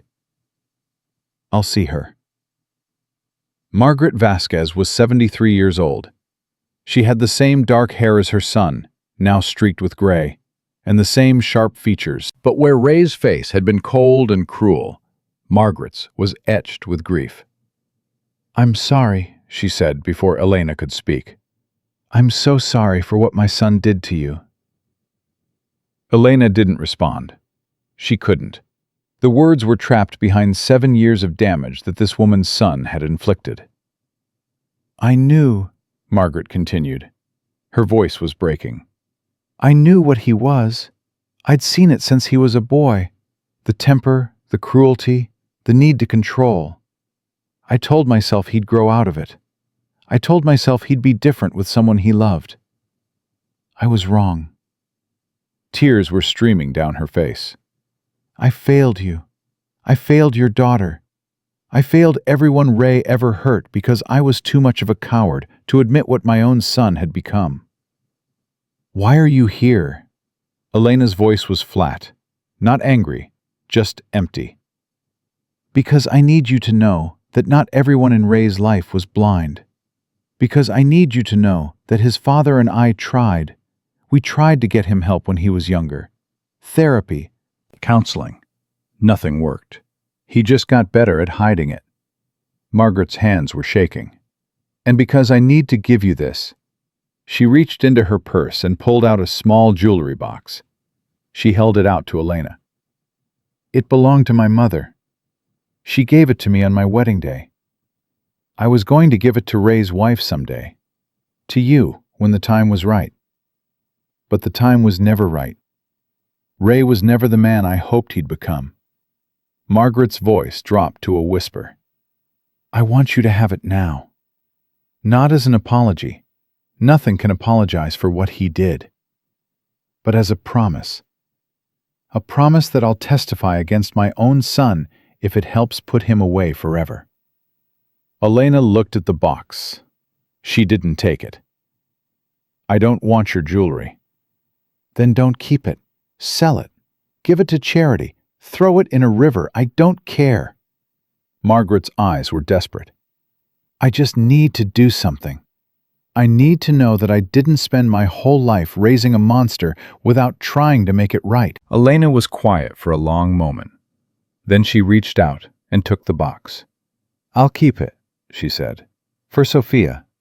Someday, when she's old enough to understand, I'll tell her about her grandmother, about the woman who had the courage to face her son's victim and ask for forgiveness. Margaret sobbed. The sound was raw, ugly. The cry of a mother mourning the son she'd lost to his own darkness. Thank you, she whispered. Thank you. She turned and walked out. The door closed behind her, and Elena sat with the jewelry box in her hands and wondered if forgiveness was possible when the wounds were still fresh. That was brave, Tyler said. That was exhausting. Those aren't mutually exclusive. Elena looked at him. A ghost of a smile crossed her face. The same thing he'd said to her about being tired and remarkable. You keep using my words against me. I keep using the truth in whatever form it takes. Pastor Maria appeared in the doorway. The state prosecutor just called. Ray's arraignment is tomorrow morning. They're charging him with 12 counts of domestic assault, 3 counts of attempted murder, and about a dozen conspiracy charges. The FBI is adding federal violations for abuse of power. How long will he get? If convicted on all counts, 25 years minimum, probably more. Pastor Maria's voice was satisfied. His friends in the department are turning on him one by one. Turns out loyalty disappears when people are facing their own prison sentences. Elena closed her eyes. 25 years. A quarter century. By the time Ray got out, Sophia would be almost 30. Elena would be in her 50s. The life they could have lived would be long over. But that was okay. The life they were going to live was just beginning. Tyler, Pastor Maria said, can I speak with you, privately? Tyler looked at Elena. She nodded. Go. I'm okay. He followed Pastor Maria to her office. She closed the door behind them and turned to face him with the serious expression of a woman about to deliver news. The job offer, she said. I need an answer. I know. I need to know if you're staying or leaving. Because if you're leaving, I need to find someone else. And if you're staying, I need to know I can count on you. You can count on me. That's not an answer. Yes, it is. Tyler met her eyes. I'm staying, For the shelter. For the women you protect. For... He stopped, breathed. For Elena and Sophia. For the chance to do something that matters with a life I've been wasting. Pastor Maria studied him for a long moment. Then she smiled. I was hoping you'd say that. You were? I've been running this shelter for 25 years. I've seen a lot of broken people walk through that door. Most of them stay broken.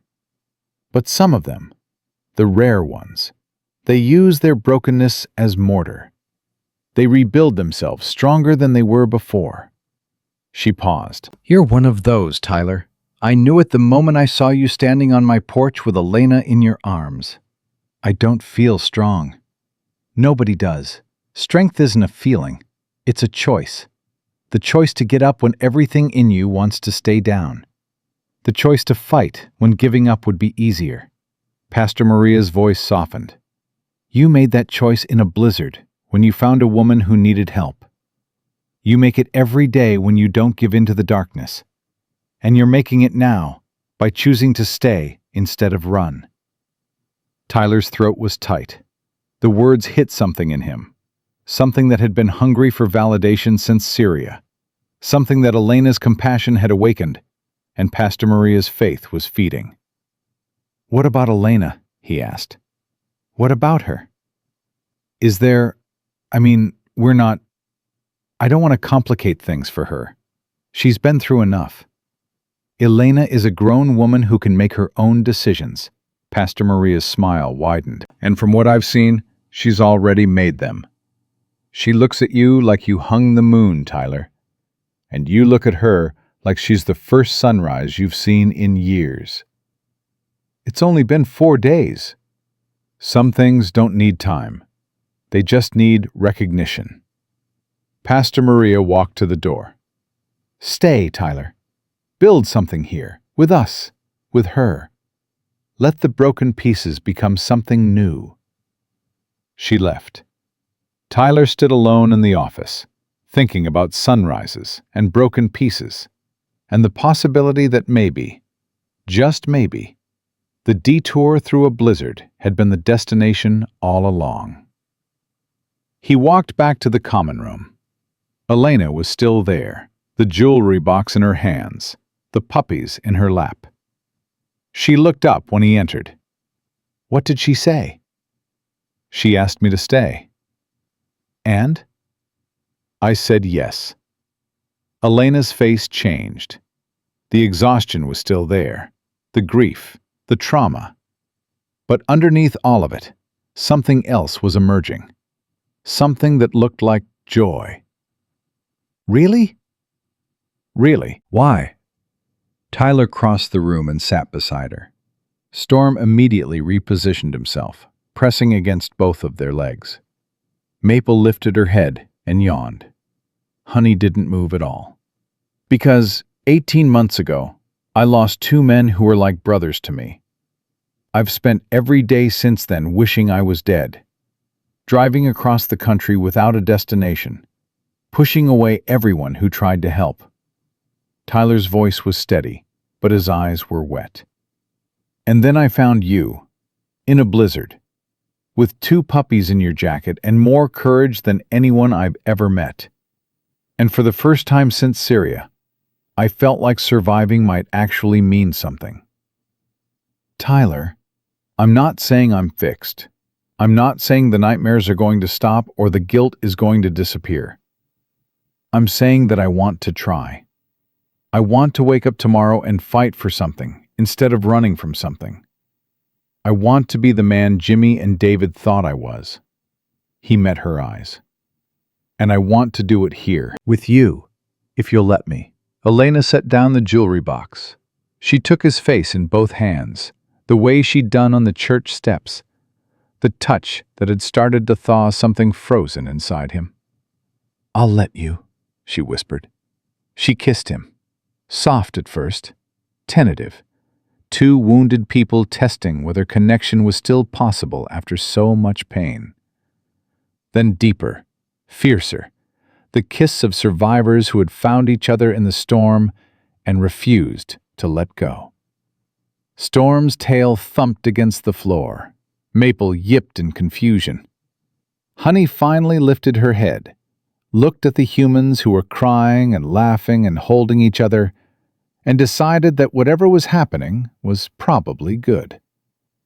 "I need to go get Sophia," Elena said when they finally pulled apart. "I know. Will you come with me?" "Try to stop me. And then we'll come back here. All of us. Start over." "That sounds like a plan. The best plans are terrifying, remember?" Tyler smiled, the first real smile since Syria. The expression felt unfamiliar on his face, like a muscle that had atrophied from disuse. "I remember." Elena leaned her head against his shoulder. The puppies settled in her lap. Storm pressed closer to both of them.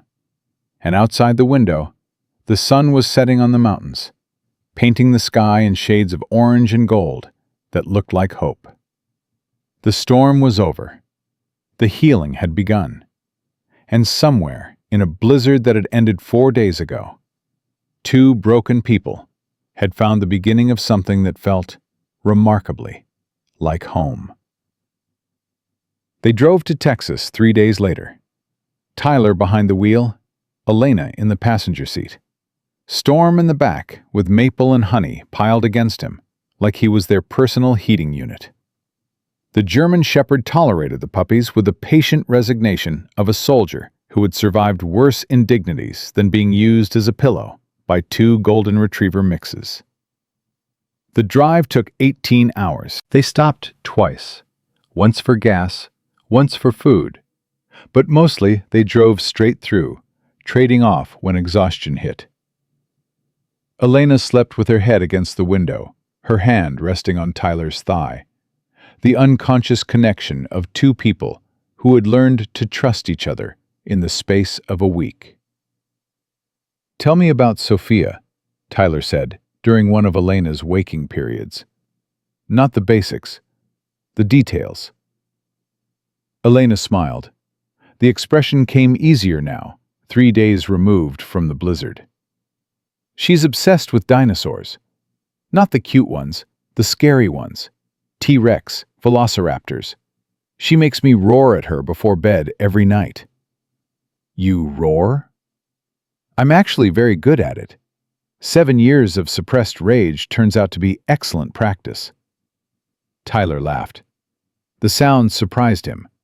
Genuine, unstrained. The laugh of a man who had forgotten he knew how. "What else?"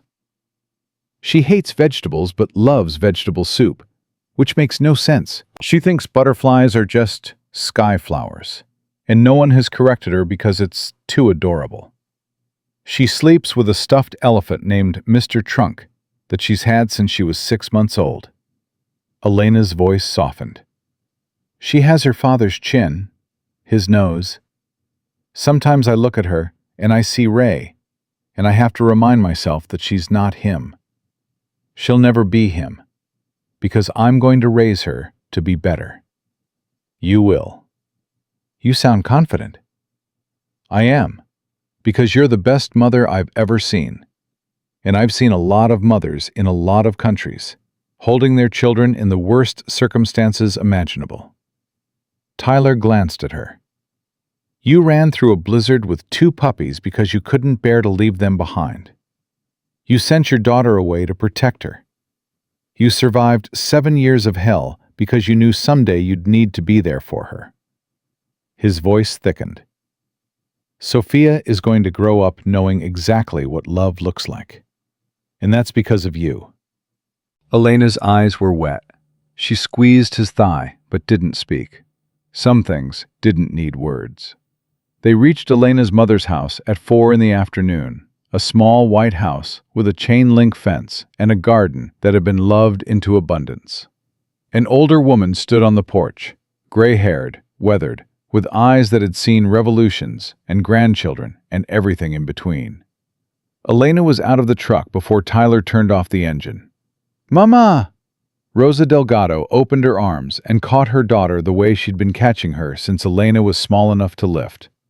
The embrace was fierce, desperate, the culmination of 3 months of separation and 7 years of worry. Mija, my beautiful Mija, you made it. I made it, Mama. I'm here. And you brought someone. Rosa's eyes moved to Tyler, who was standing beside the truck with Storm at his heel. Her gaze was sharp, assessing, the gaze of a woman who had learned to read men the hard way. The Navy man from the news. His name is Tyler. He saved my life. I know. I watched the interview. Rosa released Elena and walked toward Tyler. She stopped 3 feet away and studied him with a particular intensity of a grandmother evaluating a potential threat to her family.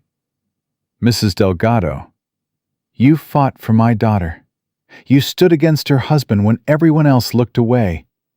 You stayed when you could have left.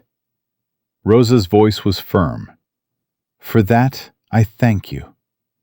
But if you hurt her, if you ever make her feel small or afraid or worthless, I will find you. And I survived a revolution in Guatemala. I know how to make people disappear. Tyler blinked. Yes, ma'am. Rosa's face cracked into a smile. Good. Now come inside. Sophia has been asking about the brave soldier for 3 days. She wants to know if you'll roar at her. I'm not very good at roaring. Then you'll learn. Rosa turned and walked toward the house. In this family, everyone roars. Sophia appeared in the doorway before they reached the porch. 4 years old, dark hair and pigtails, wearing a T-Rex dress that was slightly too big and mismatched socks.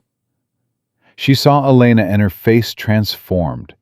The particular joy of a child reuniting with her mother, pure and uncomplicated and devastating in its simplicity.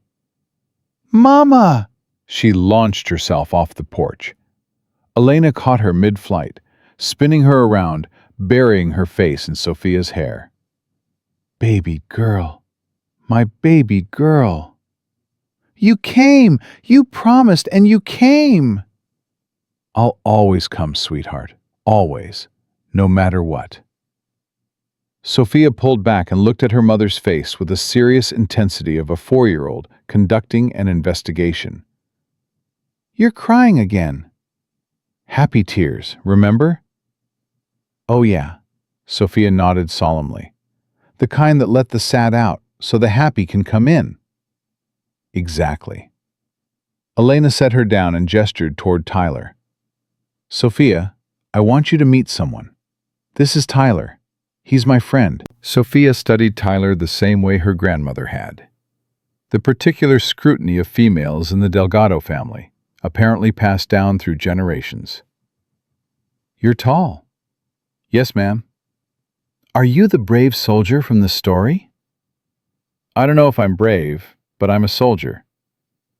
Grandma says you saved Mama from the bad man. Tyler glanced at Elena. She nodded slightly. I helped. Your Mama saved herself. I just drove. That's what Mama said too. Sophia tilted her head. Is that your dog? Storm had positioned himself beside Tyler, his amber eyes fixed on the small human with the intensity of a creature assessing a potential charge. That's Storm. He's my partner. He's big.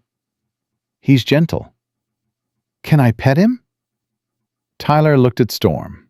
The German Shepherd's tail was wagging, slowly, carefully, the way it did when he encountered someone fragile who needed gentleness.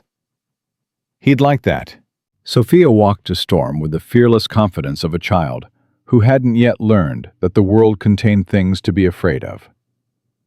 She reached up and touched his head. Storm bent down to meet her, his nose brushing her palm, his tail wagging harder. He smells like maple and honey. They've been sleeping on him in the truck. He let them?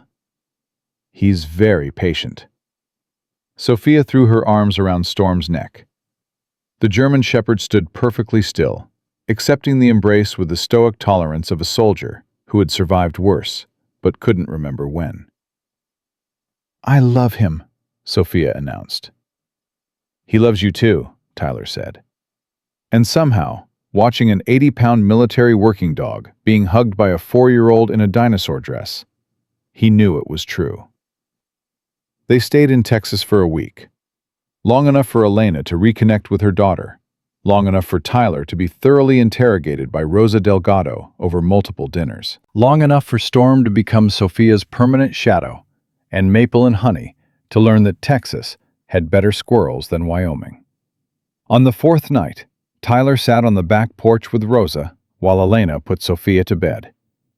The older woman had produced a bottle of tequila from somewhere and was pouring generous shots.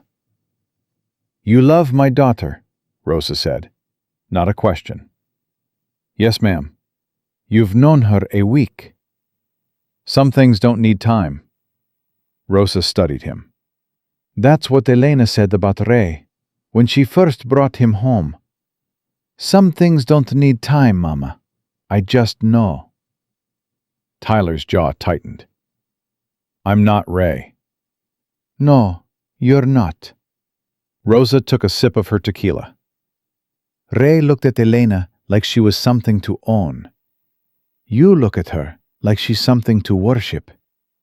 That's a different thing entirely." "I don't worship her. I admire her." "Even better. Worship fades, admiration endures." Rosa poured him another shot. "Tell me about Syria." Tyler went still. What do you want to know? "Everything. I want to know what you're carrying. I want to know if you're strong enough to carry it while also carrying my daughter and my granddaughter." That's personal. "My family is personal. You want to be part of it. You share what they're getting into." Rosa's eyes were hard, unforgiving. The eyes of a woman who had walked 300 miles to survive. "I lost my husband to violence when Elena was 12. He never told me what he was involved in, never let me help him carry it. And one day, he went out and didn't come back, and I had to explain to my daughter why Daddy was never coming home." Her voice cracked. "I won't watch that happen again. Not to Elena, not to Sophia. So tell me what you're carrying, Tyler Graves. Or leave now and don't come back." Tyler looked at his hands, at the scars from combat, at the calluses from weapons, at the places where the damage didn't show but lived anyway. "I got 2 men killed," he said, "in Syria." NIED. I should have seen. They trusted me to keep them safe, and I failed. And I've been running from it for 18 months, driving across the country without a destination, wishing I was dead because surviving felt like a betrayal. And now? Now I found your daughter, in a blizzard, with 2 puppies in her jacket, and enough courage to make me feel like a coward. Tyler's voice steadied. She showed me that survival isn't betrayal. It's a chance to do something with a life I've been wasting, to protect people who need protecting, to fight for people who can't fight for themselves. Like her. Like her. Like Sophia. Like everyone at Pastor Maria's shelter who needs someone standing between them and the darkness. Rosa was quiet for a long moment. Then she reached over and refilled his shot glass.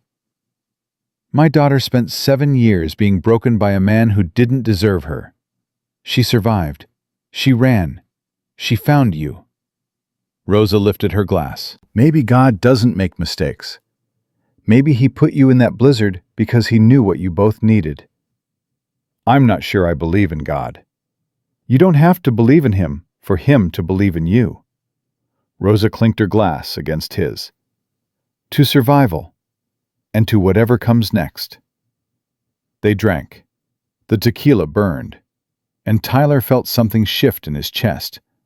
The approval of a grandmother who had survived worse than he could imagine, and had decided he was worthy of her family. Elena appeared in the doorway. "Sophia wants you to say goodnight." "Me?" "You. She specifically requested The brave soldier and his gentle dog. Elena smiled. Apparently, you've replaced me as her favorite person. I doubt that. Go, she's waiting. Tyler walked inside with Storm at his heel. Sophia's room was small, painted pink, filled with dinosaur posters and stuffed animals. The 4-year-old was propped up in bed with Mr. Trunk clutched against her chest. Hi, she said. Hi. Will you tell me a story? Tyler sat on the edge of her bed. Storm lay down beside him, his head resting on the mattress near Sophia's feet. What kind of story? A brave one, about soldiers and dogs and saving people.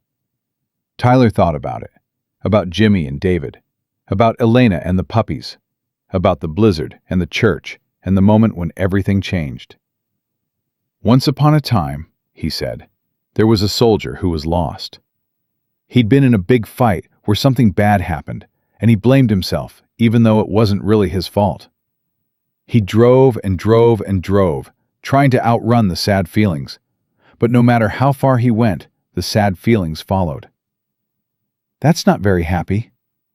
It gets better. One night, in the middle of a big storm, the soldier found a woman who was lost too. She was running away from someone who hurt her, and she was carrying 2 puppies in her jacket, because she loved them too much to leave them behind. Sophia's eyes were wide. Like Mama. Exactly like Mama, Tyler smiled. The soldier decided to help the woman. He fought the bad people who were chasing her.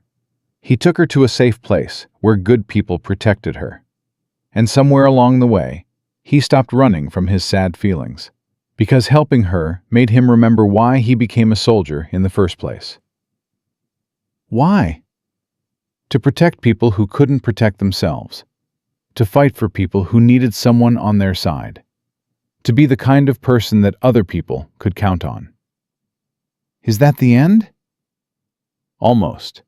The soldier realized that the woman and her daughter and her puppies needed him. And he realized something else too. He needed them. Because being needed is sometimes the thing that saves us, the thing that turns sad feelings into hope. Sophia was quiet for a moment, processing the story with the serious concentration of a 4-year-old grappling with big concepts. Did the soldier stay with the woman? He did. Forever? For as long as she wanted him. Good. Sophia reached out and touched Storm's head. The dog's tail thumped against the mattress. I want you to stay too. Do you? Yes, because Mama smiles when you're here, and Storm is warm, and I think you need a family. She looked at him with the devastating honesty of a child. Everyone needs a family. Tyler's throat was tight. He reached over and tucked the blanket around her. Get some sleep, little one. Will you be here tomorrow? I'll be here tomorrow. Promise? Promise, promise. Sophia smiled. She closed her eyes. Within minutes, her breathing had deepened into sleep. Tyler sat there for a long moment, watching her. Watching Storm, who had positioned himself as close to the bed as possible. His amber eyes fixed on the child like she was a new mission. Watching the stuffed elephant and the dinosaur posters, and the small, perfect life that was somehow becoming part of his own. Elena appeared in the doorway. She's out? Like a light. She asked you to tell her a story? About a lost soldier who found a lost woman. Tyler stood. Apparently it had a happy ending. Does it?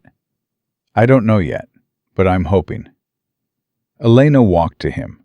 She took his face in her hands, the gesture that had become their shorthand for, I see you, I accept you, I'm not going anywhere. I talked to Pastor Maria today. The shelter is ready whenever we are. She's got a room for me and Sophia, and your position starts whenever you want. Your mother approves? My mother more than approves. She told me that if I let you go, she'll disown me. Elena smiled. Her exact words were, That man looks at you like you're a sunrise. Don't be stupid enough to let him walk away." She said that? She also said she'd make you disappear if you ever hurt me. She mentioned that part. And I believe her completely. Tyler pulled Elena close. "When do we leave?" "Tomorrow, if you're ready." I've been ready my whole life. I just didn't know what I was ready for. They left the next morning. Tyler and Elena in the front, Storm and the puppies in the back. Sophia buckled into a car seat between them, with Mr. Trunk on her lap. Rosa stood on the porch, waving, crying the happy tears that her daughter had finally taught her to recognize. "Bye, Grandma," Sophia shouted out the window. "Bye, Mija. I love you. Love you too." The drive back to Wyoming took 2 days. They stopped at motels that allowed dogs, ate at diners that served breakfast all day, and watched Sophia discover the world through the window with the wonder of a child who had been cooped up for 3 months and was finally free. "Look, Mama, cows!" "Those are horses, sweetheart." "Why do horses look like cows?" "They don't, really." "Are we there yet?" "Not yet, baby." "How about now?" "Still not yet." "Now?" Tyler laughed. The sound filled the truck, warm, genuine, the laugh of a man who was learning what happiness felt like. They reached Cedar Falls on a Tuesday afternoon.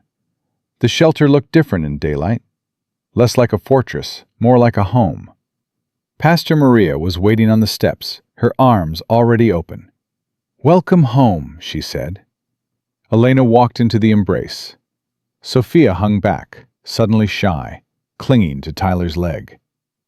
"Who's that?" Sophia whispered. "That's Pastor Maria. She helps people." "Like you?" "Like me, but she's been doing it longer."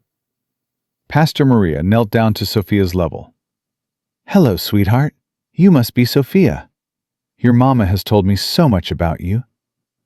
"She has?" "She has. She said you're obsessed with dinosaurs and hate vegetables and have a very important elephant named Mr. Trunk." Sophia's eyes went wide. "That's all true." "I know. I also know that you're very brave, just like your mama." Pastor Maria smiled. Would you like to see your new room? It has a window that looks out at the mountains. "Can Storm come?" "Storm can go anywhere he wants." Sophia looked at Tyler. "Is it okay?" "It's okay. I'll be right here when you're done." Sophia took Pastor Maria's hand and walked inside. Storm hesitated, torn between following the child and staying with his handler. "Go," Tyler said. "She needs you more than I do right now." The German shepherd trotted after Sophia. His tail was wagging, the full, unrestricted wag of a dog who had found his new mission and was ready to serve. Elena turned to Tyler. "Are you okay?" "I'm better than okay." "You're crying." Tyler touched his face. She was right. Tears he hadn't noticed, slipping down his cheeks without permission. "Happy tears," he said. "The kind that let the sad out so the happy can come in." Elena laughed and kissed him. The world kept spinning. The shelter kept standing. And somewhere inside, a 4-year-old was discovering her new room while a German shepherd stood guard. 6 months later, Tyler stood in the church where everything had started. Not the shelter, the actual church. The one where Pastor Maria held Sunday services and Wednesday prayers and the occasional wedding for people who had found each other in the wreckage of their previous lives. Today was one of those weddings. Tyler stood at the altar in a suit that didn't quite fit, watching the doors at the back of the church. Storm sat beside him, wearing a bow tie that Sophia had insisted on. The German shepherd looked ridiculous and didn't seem to care. The doors opened. Elena appeared. She was wearing white, simple, elegant, nothing like the elaborate dress from her first wedding. Her hair was down. Her face was unguarded. And she was smiling. the full, unrestrained smile of a woman who had finally stopped being afraid. Sophia walked beside her, carrying a basket of flower petals. Maple and Honey followed behind, their golden coats gleaming, their tails wagging in approximate rhythm. The congregation was small. Pastor Maria, Frank Morrison, Rosa Delgado, the women from the shelter who had become Elena's family. Sarah Chen was there too, the reporter who had broken the story and become a friend. Margaret Vasquez sat in the back row, alone but present, honoring her promise to support the woman her son had failed. Elena reached the altar. She handed her bouquet to Rosa and took Tyler's hands. "Hi," she said. "Hi. Ready?" "I've been ready my whole life." Pastor Maria cleared her throat. "Dearly beloved, we are gathered here today to celebrate the union of two people who found each other in a blizzard and decided to never let go." The congregation laughed. Sophia giggled. Storm's tail thumped against the floor. "I've known Elena for 6 months," Pastor Maria continued. "I've known Tyler almost as long, and in that time, I've watched something remarkable happen. I've watched two broken people become whole, not by fixing each other, but by accepting each other, not by demanding perfection, but by embracing imperfection." She turned to Tyler. "Do you take Elena to be your wife, to love and honor, in sickness and health, for as long as you both shall live?" "I do." "And do you promise to protect her, to fight for her, to stand between her and the darkness, no matter what form it takes?" "I do." Pastor Maria turned to Elena. "Do you take Tyler to be your husband, to love and honor, in sickness and health, for as long as you both shall live?" "I do."